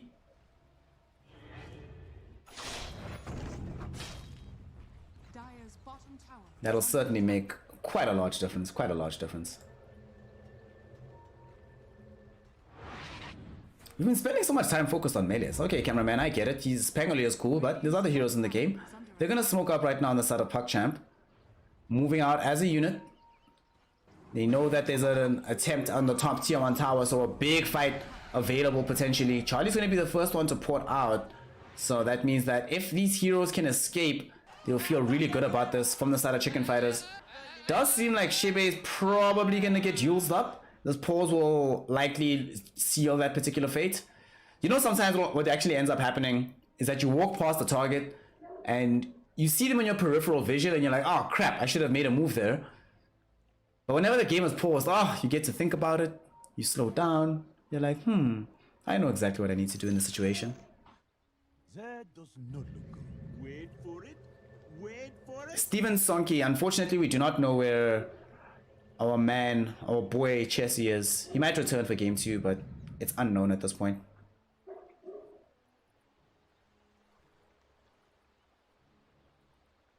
So whilst lag issues are being sorted in the moment, we can look across the map, see what we find. We see that right now, with this BKB in tow for the PA, Desolator obviously should be the next port of call for Crit.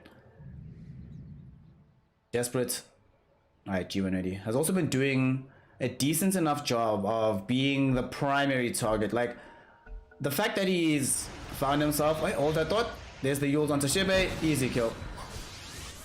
Desperate wants more though. He's hunting on the other side of the fight. Really wants a bigger target here. And they might have just found it.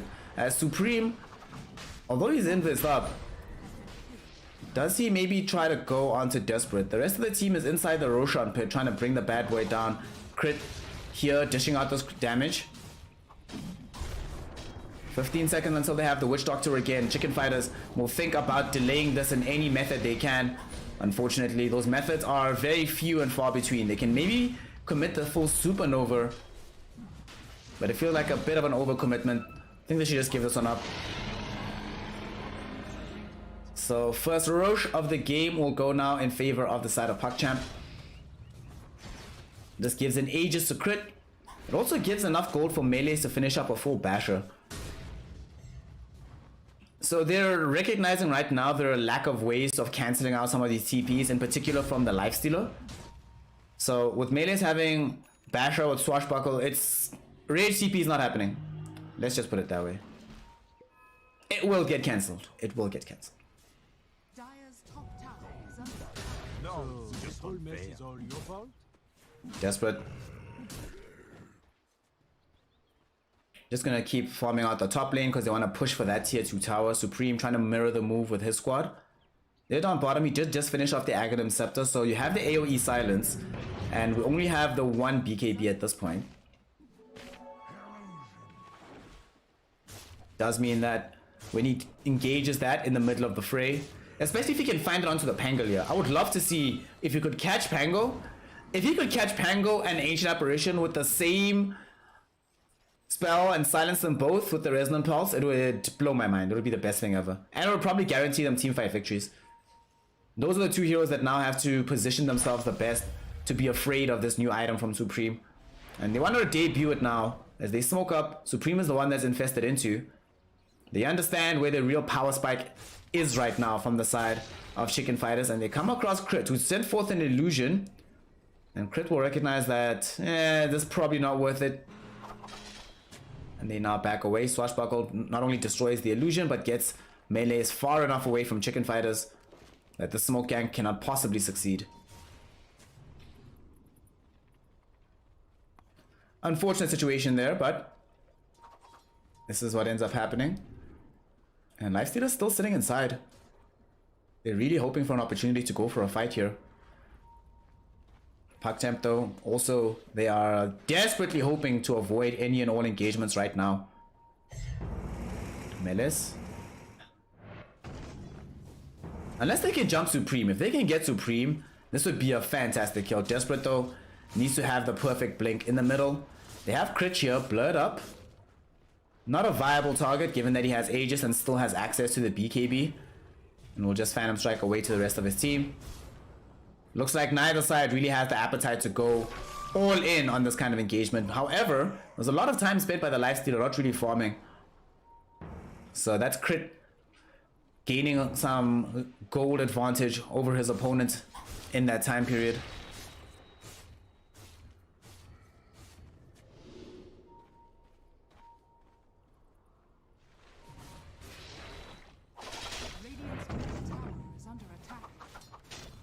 Melis.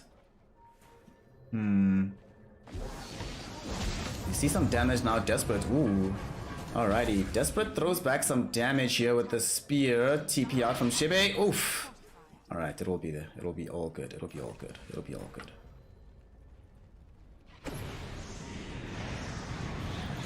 Dark Ascension. Trick it out as they want to try bring down Melis. He forced Soft away. Can he get off the Rolling Thunder? It's coming. Do they have enough damage to kill him? Swashbuckle into the trees.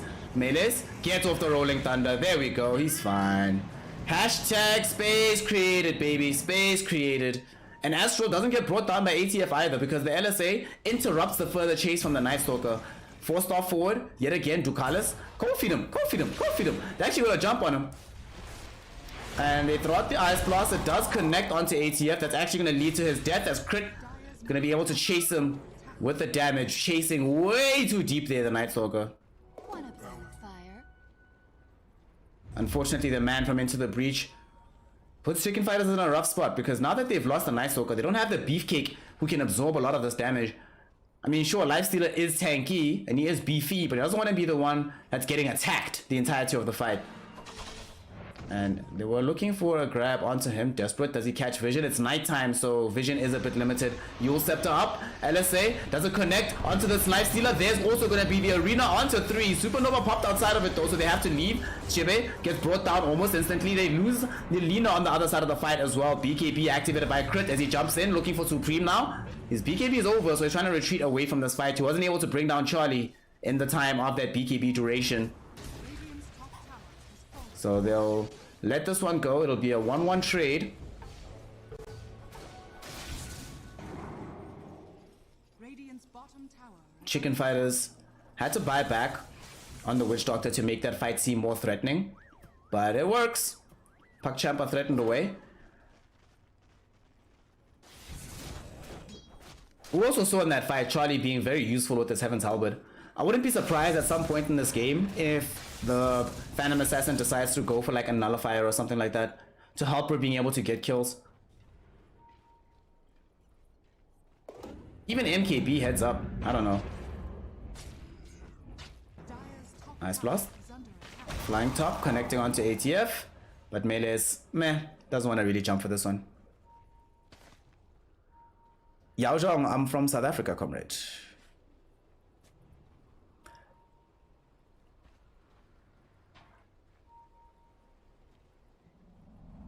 Let's see this all again. Let's see this all happening once more. Let's see this all happening once more. So, great initiation from Astral with a very nice Yule Scepter. But this jump, even better from Desperate, but unfortunately Supernova is really good. And look at how much Charlie is just there. He's not going to take any damage. Supernova pops. Oh, fight actually happening bottom with, or top lane here with the Arena. Out onto 2. They caught the Void Spirit and killed him. ATF also in trouble right now. He's inside the trees trying to TP out. Will he be able to do so? Yes, he will. Unfortunately, Shive and Era and Supreme are not going to be able to share that lucky fortune. The 3 of them go down here in the top lane. Alright, need a replay of that one to see how that fight started.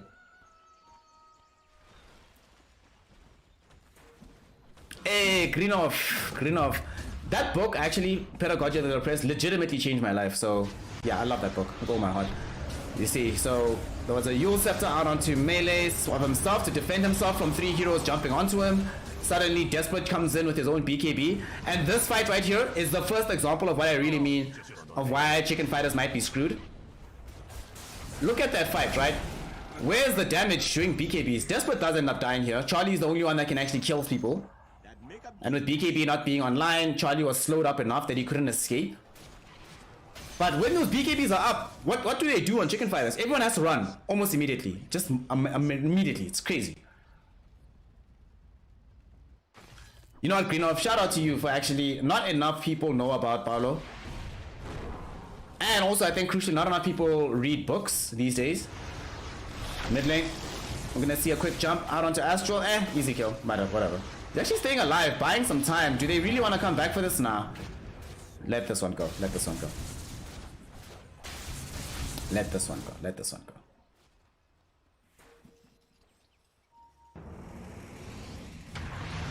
Nice jump in though. Chicken fighters have got a little bit too far. They want to find Charlie. He's underneath the ice blast. He's trying to run away. Supernova gonna be there to defend him. At the same time, ATF jumping back on the other side of the fight with his own BKB just to buy space and time to make sure that they don't jump onto the other side of the fight to kill the lifestealer. Ducalis will be the one left behind by his team here. And all of this is actually only possible because Desperate is dead. If Desperate is alive, then they're too afraid of the reinitiation coming in from this Mars. However, with him being down, ATF feels safe popping that BKB and just running forward. That was really nice from Chicken Fighters because Charlie was actually in a very rough position given where they caught him at the foot of these stairs. But they were able to recover that quite well. And now they're jumping back onto Astral. They use the Infest. Will they get the bomb kill? They will be able to bring down Lina, but it might cost them a bit more than they would have wanted. Crypto getting chased down by Charlie. Charlie has enough damage. They've also got the Sunray out and there's no BKB to defend the PA, so she goes down. Meles as well ends up losing his life towards Supreme. Desperate popping the BKB and just having to run himself away. Chicken Fighters, okay. They take advantage of PogChamp moving into their own mid lane after they thought they'd routed back Chicken Fighters, and now with no buybacks on any of these heroes, this is a lane of racks. No way, they can't, no way, this is not a win. No way, no way, no way, no way, no way, no way, no way. Alright, let's see. Oh god, there's no buybacks. No way! Are they actually gonna do it? Oh snap, Chicken Fighters, baby. Oh, look at them go, look at them go, look at them go. Oh, wow. Wow, wow, wow, wow, wow. All of that from this. Astral tossed up into the air, he dies. Desperate jumps back in for the fight, both him and Crit, but look at this. Neither of them have BKB. And without BKB being active, it might look like Charlie is the one that's just clamping through all the damage with the swipes, but it's the Sunray. That Sunray, you cannot fight into Sunray. Both of them have to leave the fight, looking very bad in that situation. And neither of them have buyback either. What a place to get caught out. What a place to get found, and what a place to die. Oh god. PogChamp. We were at a point where the game was still looking, honestly, in my opinion, it was actually in their favor. I mean, look at the graphs. You can literally see the dip. Like basically off a cliff at literally one point in time. Things looked so decent. It was only really the lifestealer that is super far ahead, right? But he didn't even buy MKB. He went for AC, went for the Heaven's Halberd. He's in this situation where you're like, okay, this guy might not actually wind up having enough damage to kill the PA. But literally 3 minutes. That's how this game was lost, right? So it's the Despot gets caught out by that tier 2 tower in the top lane, right? He gets caught there, he dies by himself. It's not so bad, it's fine, it's really chill. Then they try to go for that fight in the middle and they lose to Kalis, right? They lose to Kalis there. Okay, cool. They lose to Kalis and then they end up taking another fight immediately afterwards with these heroes and it didn't go well. And the reason it didn't go well is because at the time they took that next fight, now they don't have to Kalis, so they can't throw in the Ice Blast damage. And the next fight that they took, where they didn't get anything out of it, nobody died, but crucially, BKBs were used. They tried to kill the Lifestealer in the mid lane, just as Ducalis respawns, right? He respawns now, they're like, okay, we can now go for a fight, throw in this Ice Blast. And they do this, unfortunately, when they do so, it doesn't actually end up landing, like it lands only onto melee, onto the Lifestealer. He backs off from the fight, but they committed both BKBs on Desperate as well as on Crit to try and kill him, but failed to do so because of the placement of the Supernova. Now suddenly, you've got 2 BKBs down, then they jump back in and kill Ducalis again. And that's where the game really turns, because the next fight happens like minutes afterwards, maybe like a minute. No, less than a minute, like 40 seconds afterwards, while Aster was just chilling in the mid lane. They end up getting brought down. After that, then we see that last fight that we just saw here where...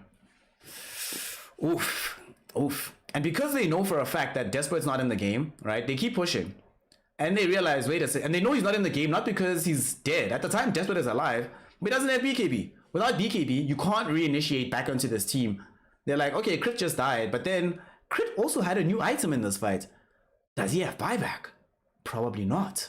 And they take advantage of the fact that he doesn't have buyback and they kill him. And then it's like, well, Crit's down, Desperate's down, let's push a tier 3. They take the tier 3 and they realize, wait, no one's coming. Game's ours. Wow. Chicken Fighters. This was a game that, like I said at the very beginning, I definitely thought PogChamp was going to be able to win. And we saw the proof of concept of what's possible with this draft. Unfortunately, at the end of the day, Chicken Fighters did the one thing that's possible in Dota 2 and what we love about this game. Dota 2 is a game of margins. So no matter how ahead your opponent is, no matter what the lead looks like, there is always going to be a window of time, a margin of error available for you to exploit. And boy, oh boy, did Chicken Fighters exploit that beautifully. 1-0 is the scoreline for them, despite having started that game in a very rough position. So congratulations to them. And now we'll see as they go into the second game, whether or not they'll have enough metal to claw back a victory here in the situation where defeat, yeah, let's hope that they can make this a 1-1 so we go to game 3, because 2-0 could easily happen. But PogChamp, from how they looked, I don't think they'll make that very easy. So let's see how that game is going to go. Game number 2 is being queued up. In the meantime, go take a break, stretch your legs, get some water. If you haven't already, it's your first time around here, pull through, say hi in chat, follow the stream. And of course, if you enjoyed yourself, you had a good time, if you're feeling fresh, you can decide to support your local streamer. You can become a one-time donator through PayPal, become a patron through Patreon, or decide to subscribe here through Twitch. Hit that big purple button and join in the gang. Get them emotes going. Speaking of emotes, now I remember. Let's finish everything. Chicken Fighters somehow won amazingly. And who gets the putting in work award? I feel like that's a Lifestealer game, right? That was, yeah, Lifestealer gets the putting in work. Lifestealer, yeah, pretty much by himself. A lot of those fights only look threatening because of him, so shout out Charlie for doing the right thing and securing the dub. And now as we go into game 2, hey, Choclos guys, I'm glad you're having fun, glad you're enjoying yourself. As we go into game 2, let's give all our energy in the world to the side of PogChamp because we want the third one. So stick around, don't go anywhere, we'll be back shortly with more Dota 2 action.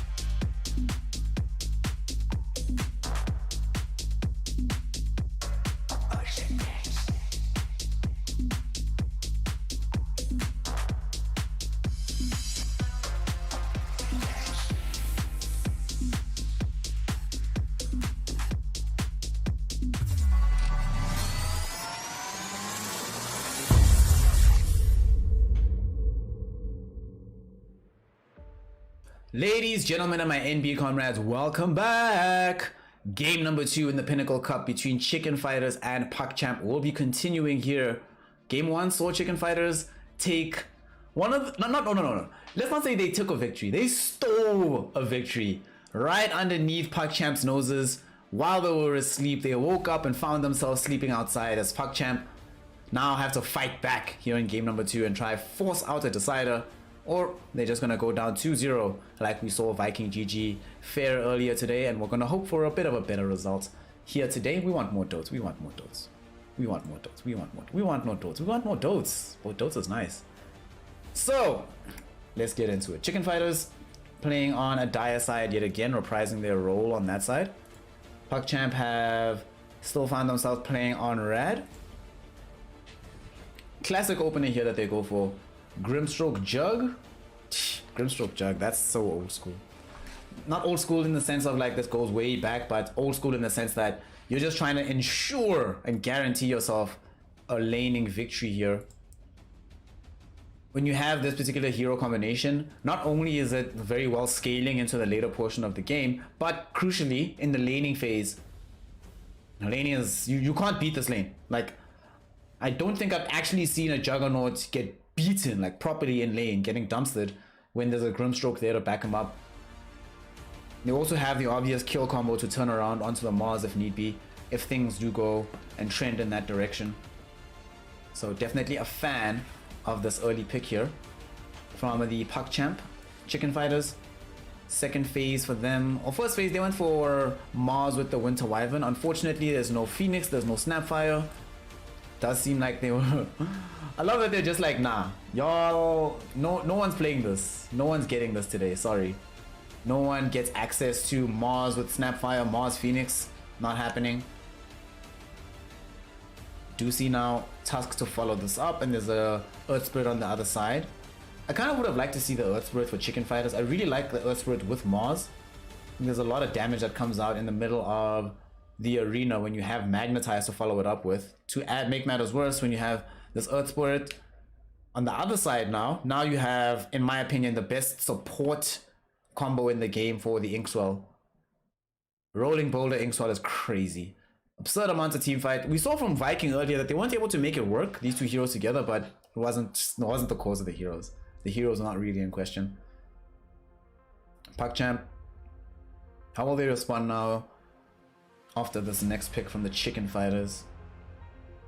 Another thing that the Earth Spirit gives them is a decent silence, so that you can ensure that Winter Wyvern doesn't become a problem immediately in the middle of the team fight. It can take a little bit of time before the silence from her expires, then she gets involved. Wind Ranger being picked up now for the mid lane. Okay.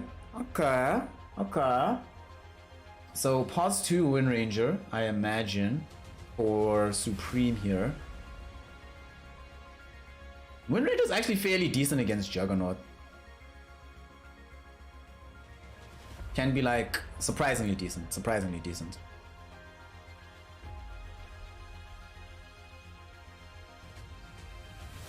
And also another thing that you get from this is that not only good against the Jug in terms of being able to kill that hero, if he's spinning, he's putting himself in as a big target on his back, but if he Omni Slashes you, one button is all you need.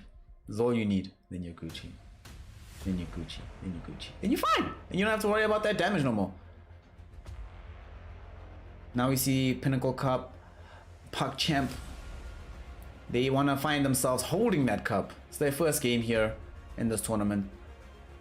First loss after the first match, so let's see if they can keep some kind of pressure going in game 2. I love the fact that they went for the Storm. Storm Jug is one of these combinations that I really like because they sort of cover each other's weaknesses, right? The Storm sometimes has difficulty staying in a fight and being threatening after he's made that initial big zip. Juggernaut, the opposite problem, right? Juggernaut loves to be in that position. You Omni Slash through everybody, you start spinning, you're the most threatening hero in that particular region of the map at that point in time.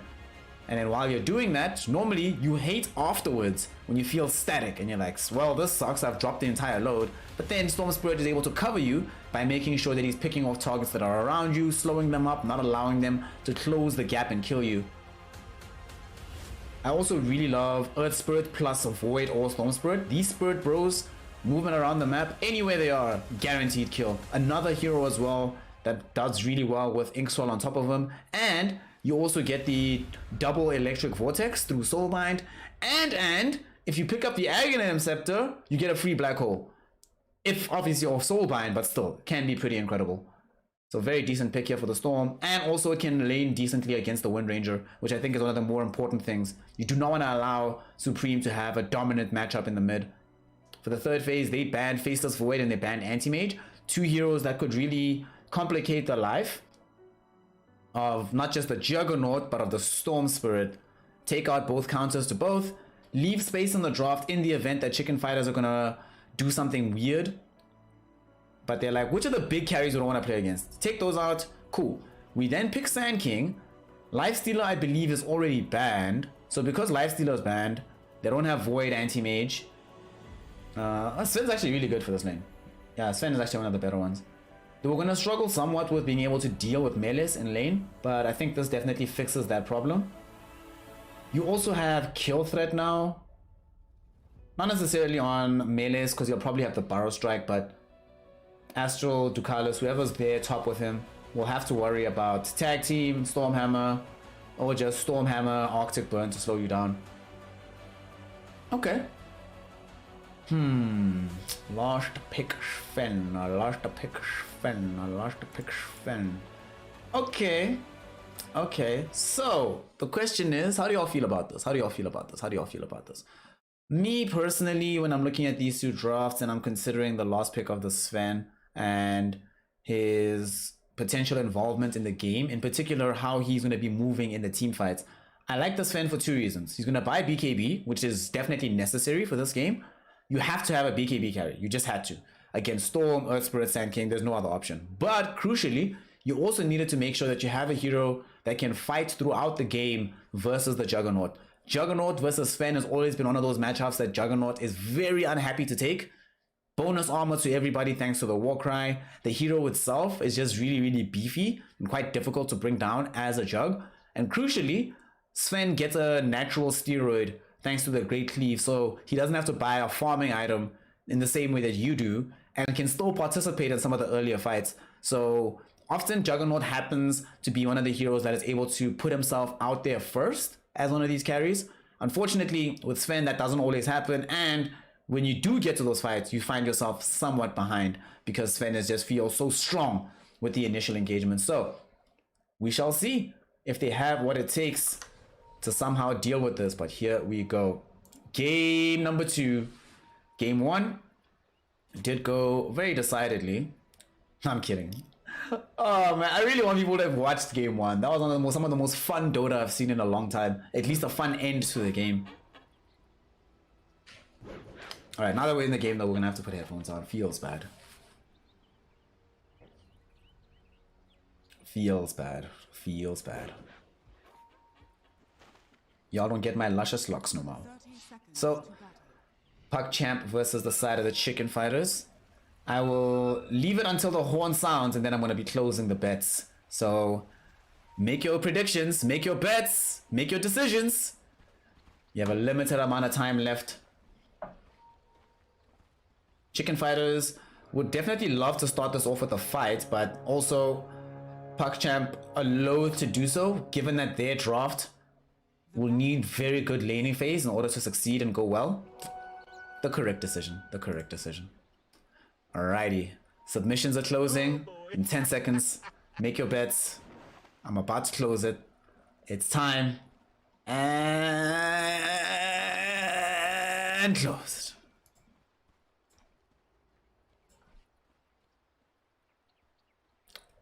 So I hope you are happy with your decision. Hope you've made your prediction. And now we're going to be watching some duels. Let's see how things are going to pan out in the actual game proper. Here, down bottom. ATF. He's out here chilling. He's going to be farming up against this Juggernaut. Should be a lane that Juggernaut fares very well in. I mean, I've seen this matchup so many times.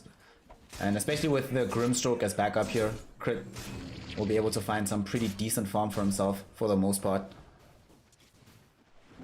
as the game scales, it starts to get more difficult, but the laning phase should be perfectly good for him. I want more Dota, but if I'm being honest and looking at these drafts, I think Chicken Fighters is gonna win. Oh, I want more Dota. I want more Dota. I want more Dota. But I think we're gonna get a 2-0. I really like the way that they've been able to deal with Jug with the rest of their draft.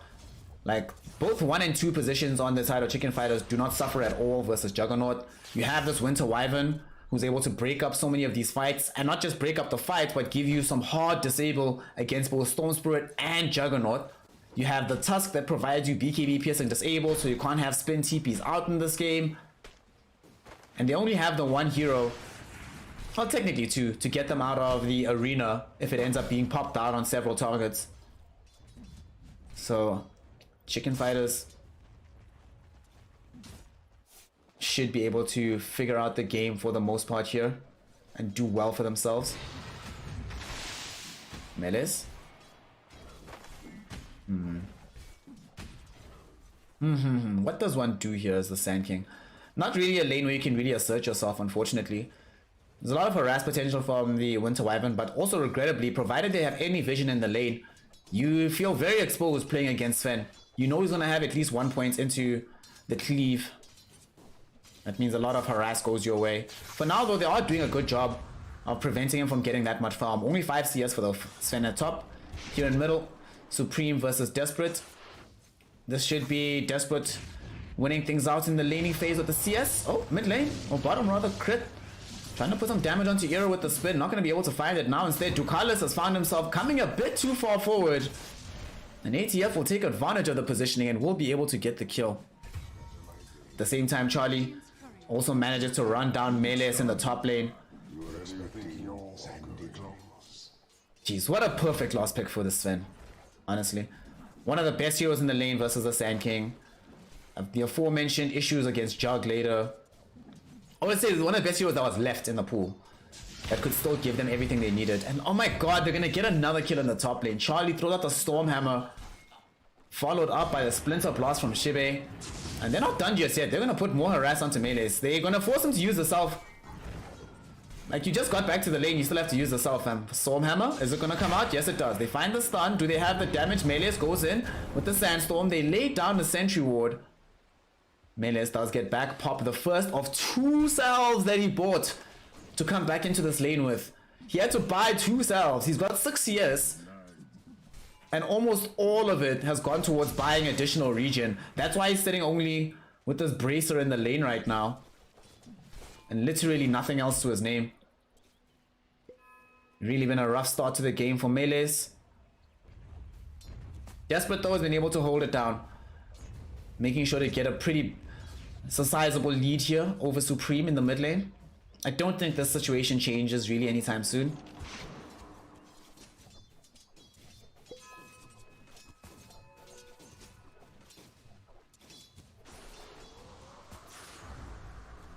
Desperate.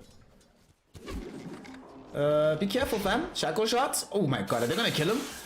Desperate? Desperate? Oh god, Supreme. Supreme almost got him killed. And they almost got Melees killed as well in the top lane. Charlie trying to run him down yet again. Alright, time to bring in more regen or just go jungle.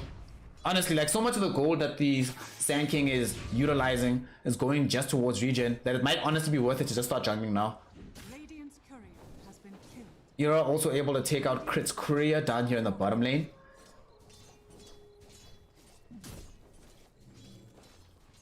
Radiant's middle tower is under attack. Also, they found a surprising amount of farm on ATF down bottom. It doesn't seem like they've actually tried to go for any aggressive plays onto him. The way Crit's been playing right now, maybe they try to kill him at level 5 once they have the 3rd point spin. But instead, actually might go in the opposite direction as tag team thrown out. Crit eats a God Rebuke that brings him fairly low. Does have the healing ward though. Will rather just eat a salve at the moment.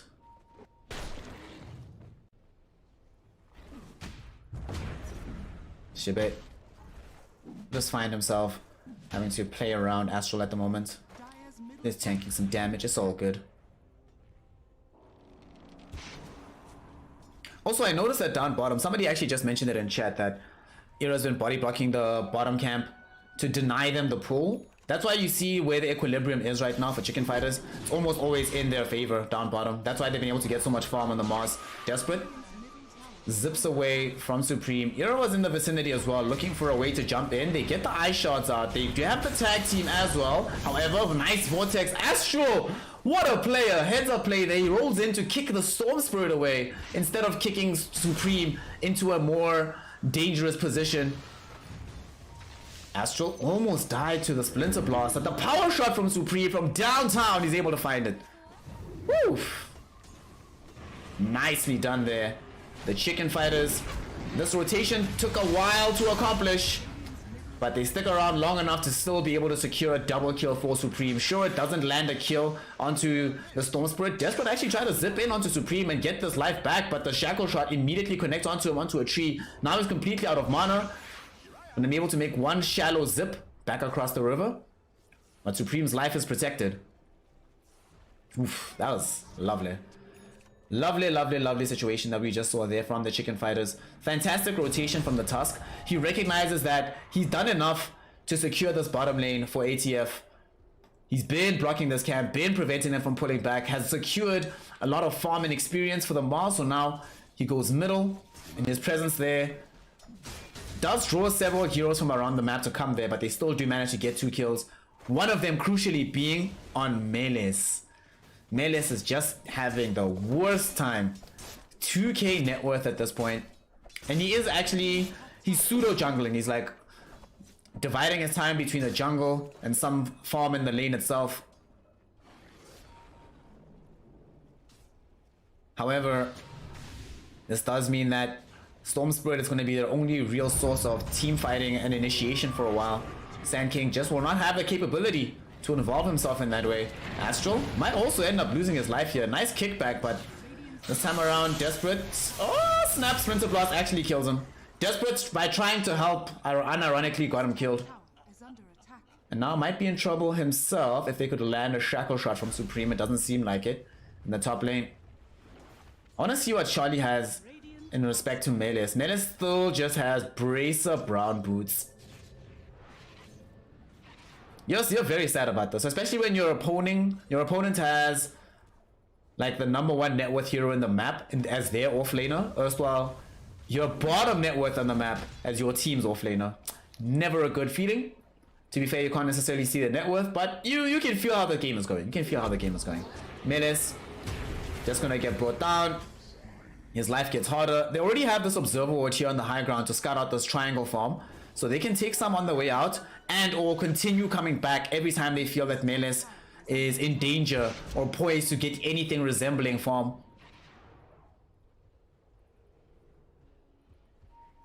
But they don't want to lose out on their triangle, so they want to come back and try potentially defend this. Astral scouted out some vision. They're going to try get the quick jump and kill onto this Winter Wyvern. Snowball back. They do kill Shive. Era now might be the one that's in trouble. Supreme trying to throw in some damage of his own, but here comes Melis looking for a Burrow Strike. Unfortunately, nobody else from Chicken Fighters felt fit to involve themselves in this fray.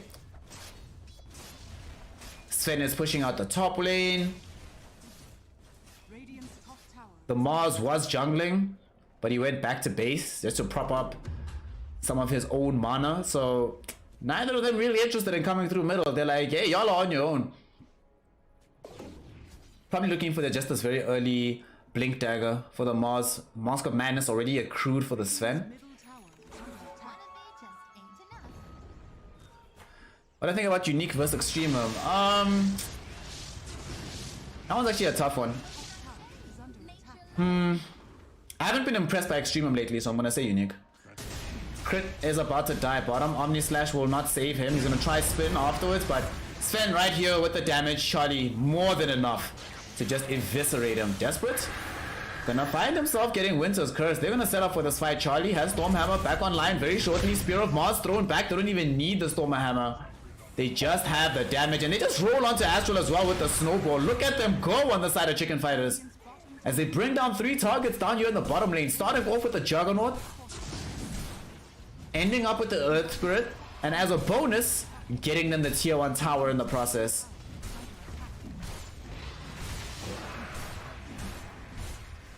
Oof. But this is kind of what I meant, right? Like, Juggernaut is still in the process of getting himself a farm item. Charlie can show up with Mask of Madness and say, let's go. Let's box, bruh.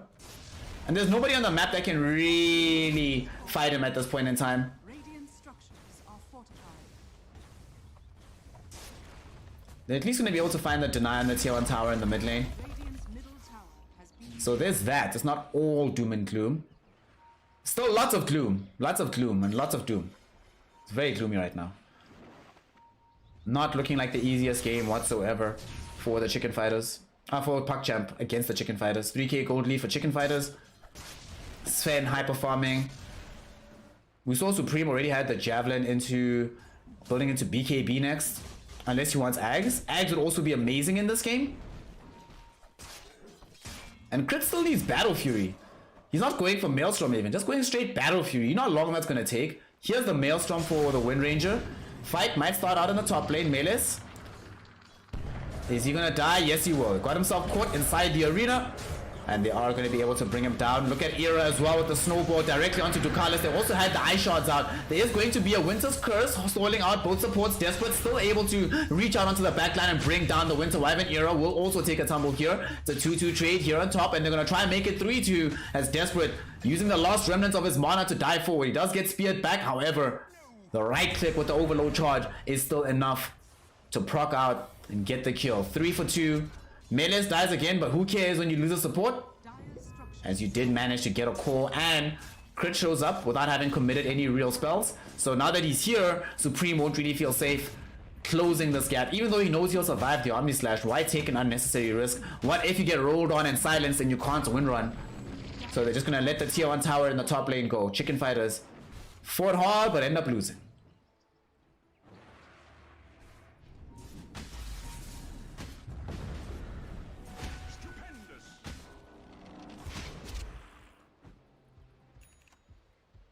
Blink Dagger now secured for the Sand King.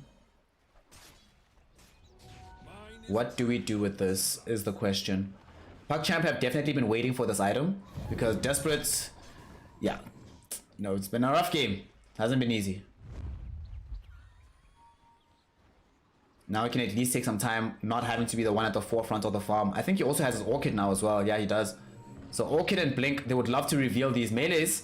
He's in the trees against Charlie and Yura, but he's going to be the first one caught. Oh no, that's the worst case scenario. Soulbind now on the several ATF. They get the Spear of Mars as well, dropping back Ducalis, not allowing him to participate in the fight. The Soulbind was out, but it doesn't really accomplish all that much, as Aster will also follow his compatriots into the grave. It could not possibly have been worse. Possibly have been worse. Radiant's Oof. tower is under attack. Of all the heroes in the game, in the entire game, to find themselves getting caught here, of all of them, the worst one is Melis. Because if Melis gets caught first, then they don't have a fight anymore.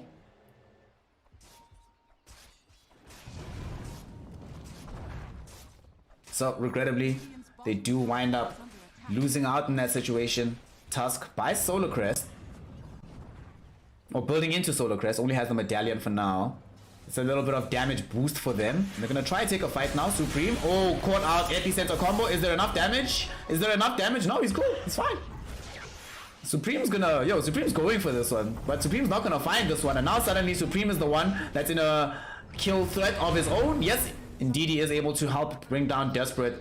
They use the focus fire back onto Astral. Easy kill there for Supreme. He's the one they jumped on with the epicenter and the blink dagger, but unfortunately they get nothing off of that.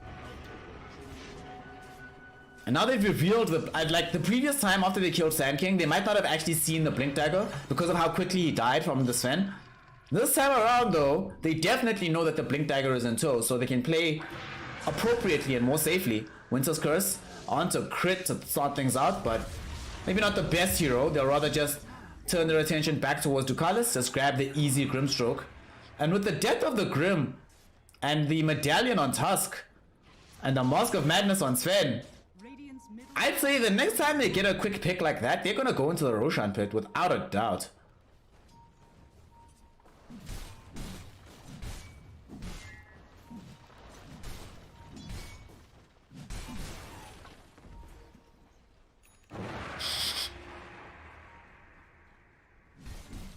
Charlie going for BKB. God, there's just such a long way back into this game for the side of PogChamp. They're 7k gold behind pre 20 minutes. And they're not even gonna wait for the pick on the side of Chicken Fighter. They're just gonna walk into the Roshan pit. I think it's because of that ward that they have in middle, which saw the fact that PogChamp was heading all the way towards the eastern part of the map. So that gave them the freedom and the confidence to just walk into the pit. They scan up onto Radiant Triangle just to make 100% sure there's no heroes there. Even though they have a ward there anyway, just to scout that out. Yo, Chicken Fighters have real talk been in control of everything. They've had better vision on the map. There's been better movement from them. They've taken the structures that they need to first. They still have a tier 1 tower in the mid lane. Omni Slash onto Mars isn't even gonna kill him. Winter's Curse will not be there. Out onto Crit, drawing back so many targets. Melee's is there as well. Okay, there's the arena coming in from the Mars onto 3 targets. Charlie tries to follow this up, but finally we get the Soulbind Power Strike combination, able to help them killing 2. Do they get more off of this though? Astral, he does end up potentially losing his own life. Shackle Shot slows him up. Stormhammer brings him into the grave. Melee's, okay, Melee's did it finally. They finally get the Soulbind with a double Barrel Strike, with Vortex, some bonus damage, and they get the kill onto the Mars and the Tusk. It does cost Melee's his life, but at this point Melee's is just a support, so it's fine.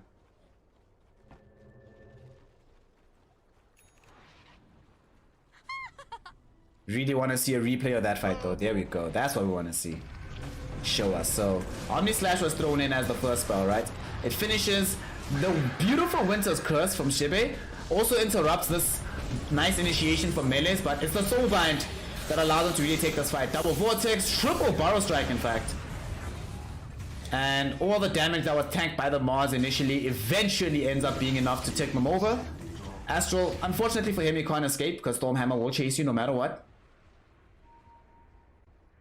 Still though, it's a sign of life from the side of PogChamp. It doesn't get them much on the map, but it arrests the decline. And sometimes that's equally as important. They're trying to smoke up now to actually get something substantial for themselves on the map. Do they have the adequate vision though? Charlie, I think, has been revealed by the stroke of fate. They know where he's at. They've silenced him up, Charlie. But look at the damage coming in from this Sven right now. They also get the silence out onto Shibe. Can they prevent this Winter Wyvern from being involved in this fight? Not just yet. Astral is going to be surrounded. They get the damage out. It's enough to kill him. They can't kill Shibe. Charlie also found Melee's. And despite having been initially controlled up, the issue is still has BKB. Supreme does also find a follow-up kill onto Ducalis with the power shot. There's just too much damage. And he's just too tanky. He's just too big right now. Like, I just don't see a scenario where Charlie dies again. For me, that's the big concern. It's how do they actually kill the Sven? Jug can't do it. He has BKB, so Storm can't do it. Nobody can do it. It's just an immortal Charlie walking around. The way things are turning out right now. Chicken Fighters. Oh god, they also found a Winter's Curse middle. Of course they did. And Desperate's gone. Yo, these picks, man, the Winter Wyvern pick and the Sven pick have really made such a difference for the side of Chicken Fighters.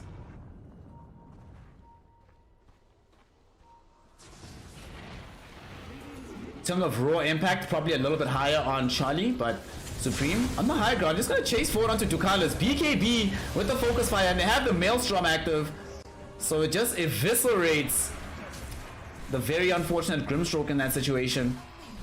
And with 3 having fallen, Chicken Fighters find themselves in a very similar situation as what we saw in game number 1. Suddenly here they are beating on a tier 2 tower, 10k gold lead for them, and without buybacks being online. The one bright spot is that because of how hard we are winning this time, PogChamp's levels are fairly low, so they respawn a lot faster than they would otherwise, which means that they will still be available to mount another defense or 2. But whoa, it's a rough. Whoa, was it rough? Whoa, was it rough? Report Supreme for smurfing. Oh, Charlie gets dumped bottom. Why? I don't know why. What are you doing? Like, Charlie's like, okay, What is the purpose of this maneuver? Now they're gonna find melees. Beautiful burrow strike though. This might lead into a good fight. They get up to Omnistat. They've already lost melees, however. 2 supports will pop on the side of Chicken Fighters though. Magnetize is being laid out. Supreme trying to find crit. Instead, he's isolated himself from the rest of the fight. Supreme might be in a little bit of trouble. Does still have this Aegis. Charlie, in the meantime, able to find and kill Astral. But that's Charlie being isolated from where Supreme is. Can they find the Storm Spirit? Yes, they can. Literally on the final moment of the Shackle Shot, enough damage comes out from Supreme to be able to pick up that kill onto the Storm Spirit. Does require the Aegis being committed, and ATF just runs up the hill with the arena to find Ducalis. They want to make sure that when they get this tier 2 tower, there's nobody that's going to come in and interrupt them. Honestly, if Melees hadn't just died in like 2 shots to Charlie, that would have been a decent fight. Radiant's bottom tower has fallen. They just needed like 1 extra ingredient from PugChamp. They came shockingly close to killing the Wind Ranger there. But look at this, like, Charlie just gets eviscerated. The Omni Slash helps to take out the 2 supports quite well.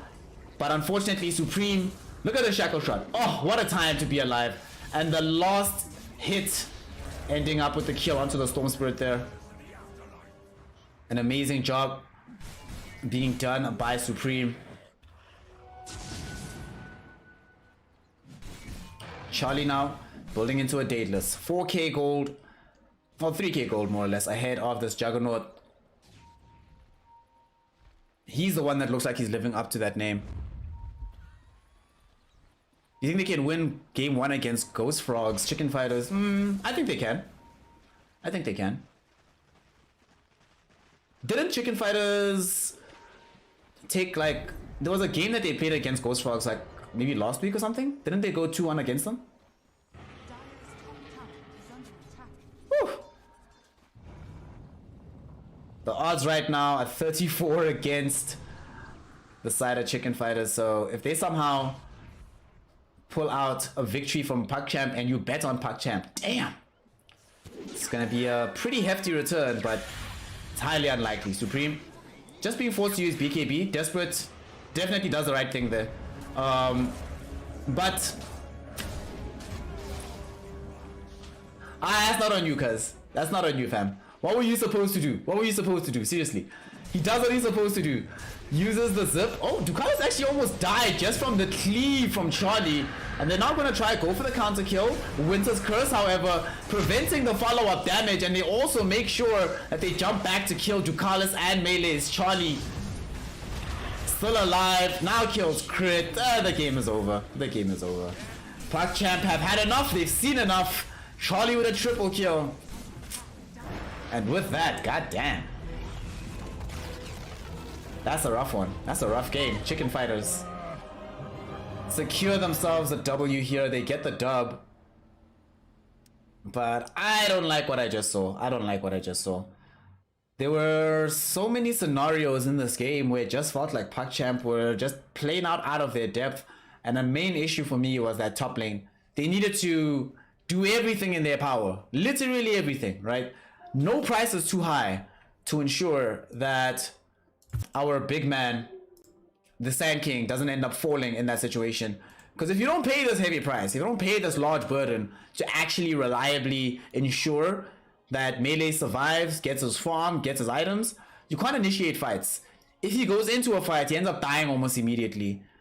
Because the Storm Spirit is now your primary form of initiation, he can't now zip to the very back of the fight. He has to zip somewhat in front of it to try find a key target there. Maybe zip in desperate to prevent an arena. Maybe prevent a Walrus Point from coming out. Either way, he's doing these things, but what he's not doing is addressing Shibe, who's sitting at the back of the fight, waiting for an opportunity to use the Winter's Curse and use it in such a way as to be able to secure very good fights, secure very good advantage on the map, and ultimately secure the game. So Chicken Fighters, they have done it. 2-0 is going to be the pop-up for them.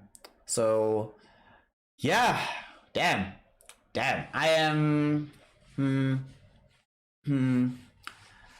don't think that was a bad match by any stretch of the imagination, right? But I don't necessarily think we saw the absolute best out of PugChamp. It did feel like sometimes sometimes this is an issue I've had with PogChamp for a while now. It feels to me like whenever this team is in a situation where they have to play their draft atypically, or they have to do something strange in order to be able to still come back with a W, it never seems to go well for them. Like straightforward games, PogChamp can definitely beat you out in those, but these ones where it's like, okay, you've been out drafted, what do you do? Those ones are really difficult for them to deal with, and it means that the gang, the PogChamp gang, goes down. Feels bad, feels bad. Chicken Fighters, congratulations. Congratulations, all of you who predicted Chicken Fighters and all of you who bet Chicken Fighters. You walk away with the dub, walk away with that victory, and that is going to be that. GG, well played, Chicken Fighters. Walk away with the W here. So with that, that's going to finish off and round out the series. I think the next one's at 6, right? The Extremum Unique one.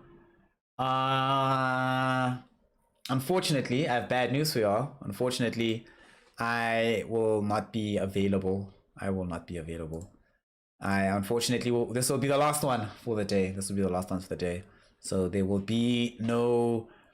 I won't be streaming the next one. Feels bad. I'm sorry. I apologize. Unfortunately, that does mean that the next hour is not just going to be spent with y'all watching the screen being like, oh god, when's the next game coming? So the official stream of TEB TV, the Esports Bible, if you hop on over there, I'm not sure if it'll still be Kips and Seek and Strike and Richie.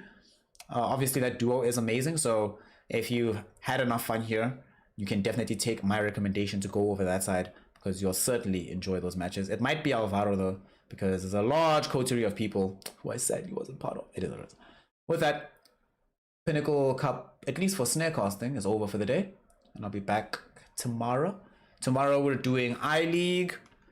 Actually, I can let y'all know, I can tell y'all now what to prepare for tomorrow. Tomorrow we start with eHome versus IG, which is, whew! Now that's a game of Dota 2, isn't it? That's a game of Dota 2. After that, it's eHome IG. After we do eHome IG, we're gonna do Aster Elephant. And then once Aster versus Elephant is finished, the game I'm really looking forward to, later on in the afternoon, Team Spirit versus Hellbear Smashers. Around the time that this game started is when that one's gonna be happening. I'm probably gonna skip Brave versus Level Up for those of you who are Level Up fans. Unfortunately, I feel like there's no point watching this match. Brave will win, guaranteed. So yeah, I'm gonna skip that one. No point watching it. But Team Spirit Hellbear Smashers, that's gonna be fun. So we've got a pretty stacked day of Dota 2 in store for y'all tomorrow. So if you want to make sure that you get a hold of that, ensure that you're following the channel. Make sure that you have notifications enabled so that as soon as we go live, you know what's happening. And of course, if you enjoyed yourself, if you had fun today, if the last 6 hours have made your life slightly, marginally better, especially those of you who, like me in Africa, are going to be presumably unvaccinated for quite some time. So normalcy is a pipe dream. Therefore, this is all we have. It's just this. So if you had fun with this, please consider becoming a supporter either through PayPal, the one-time donation. You can also become a supporter through Patreon by becoming a more monthly contributor, or you can become a subscriber through Twitch. Buy yourself some emotes, get a hold of the king emojis, who today go to Mo Farah, definitely. Mo Farah is definitely king of the day. River got so back from yesterday, still doing some amazing stuff. So shout out to him. And you know who actually put in a lot of work today? Yet again, the actual putting in work award goes the way of our boy Klaas Jaeger. Pinnacle shouldn't listen. I asked them. I know the people who like put the invites and everything together, and I asked them. I was like, "Yo, can I get involved in this?" And they were like, "Nah, it is what it is. What can I do? Unfortunately, that is just gonna be that for now. And now we will be finished, and I'll see y'all tomorrow.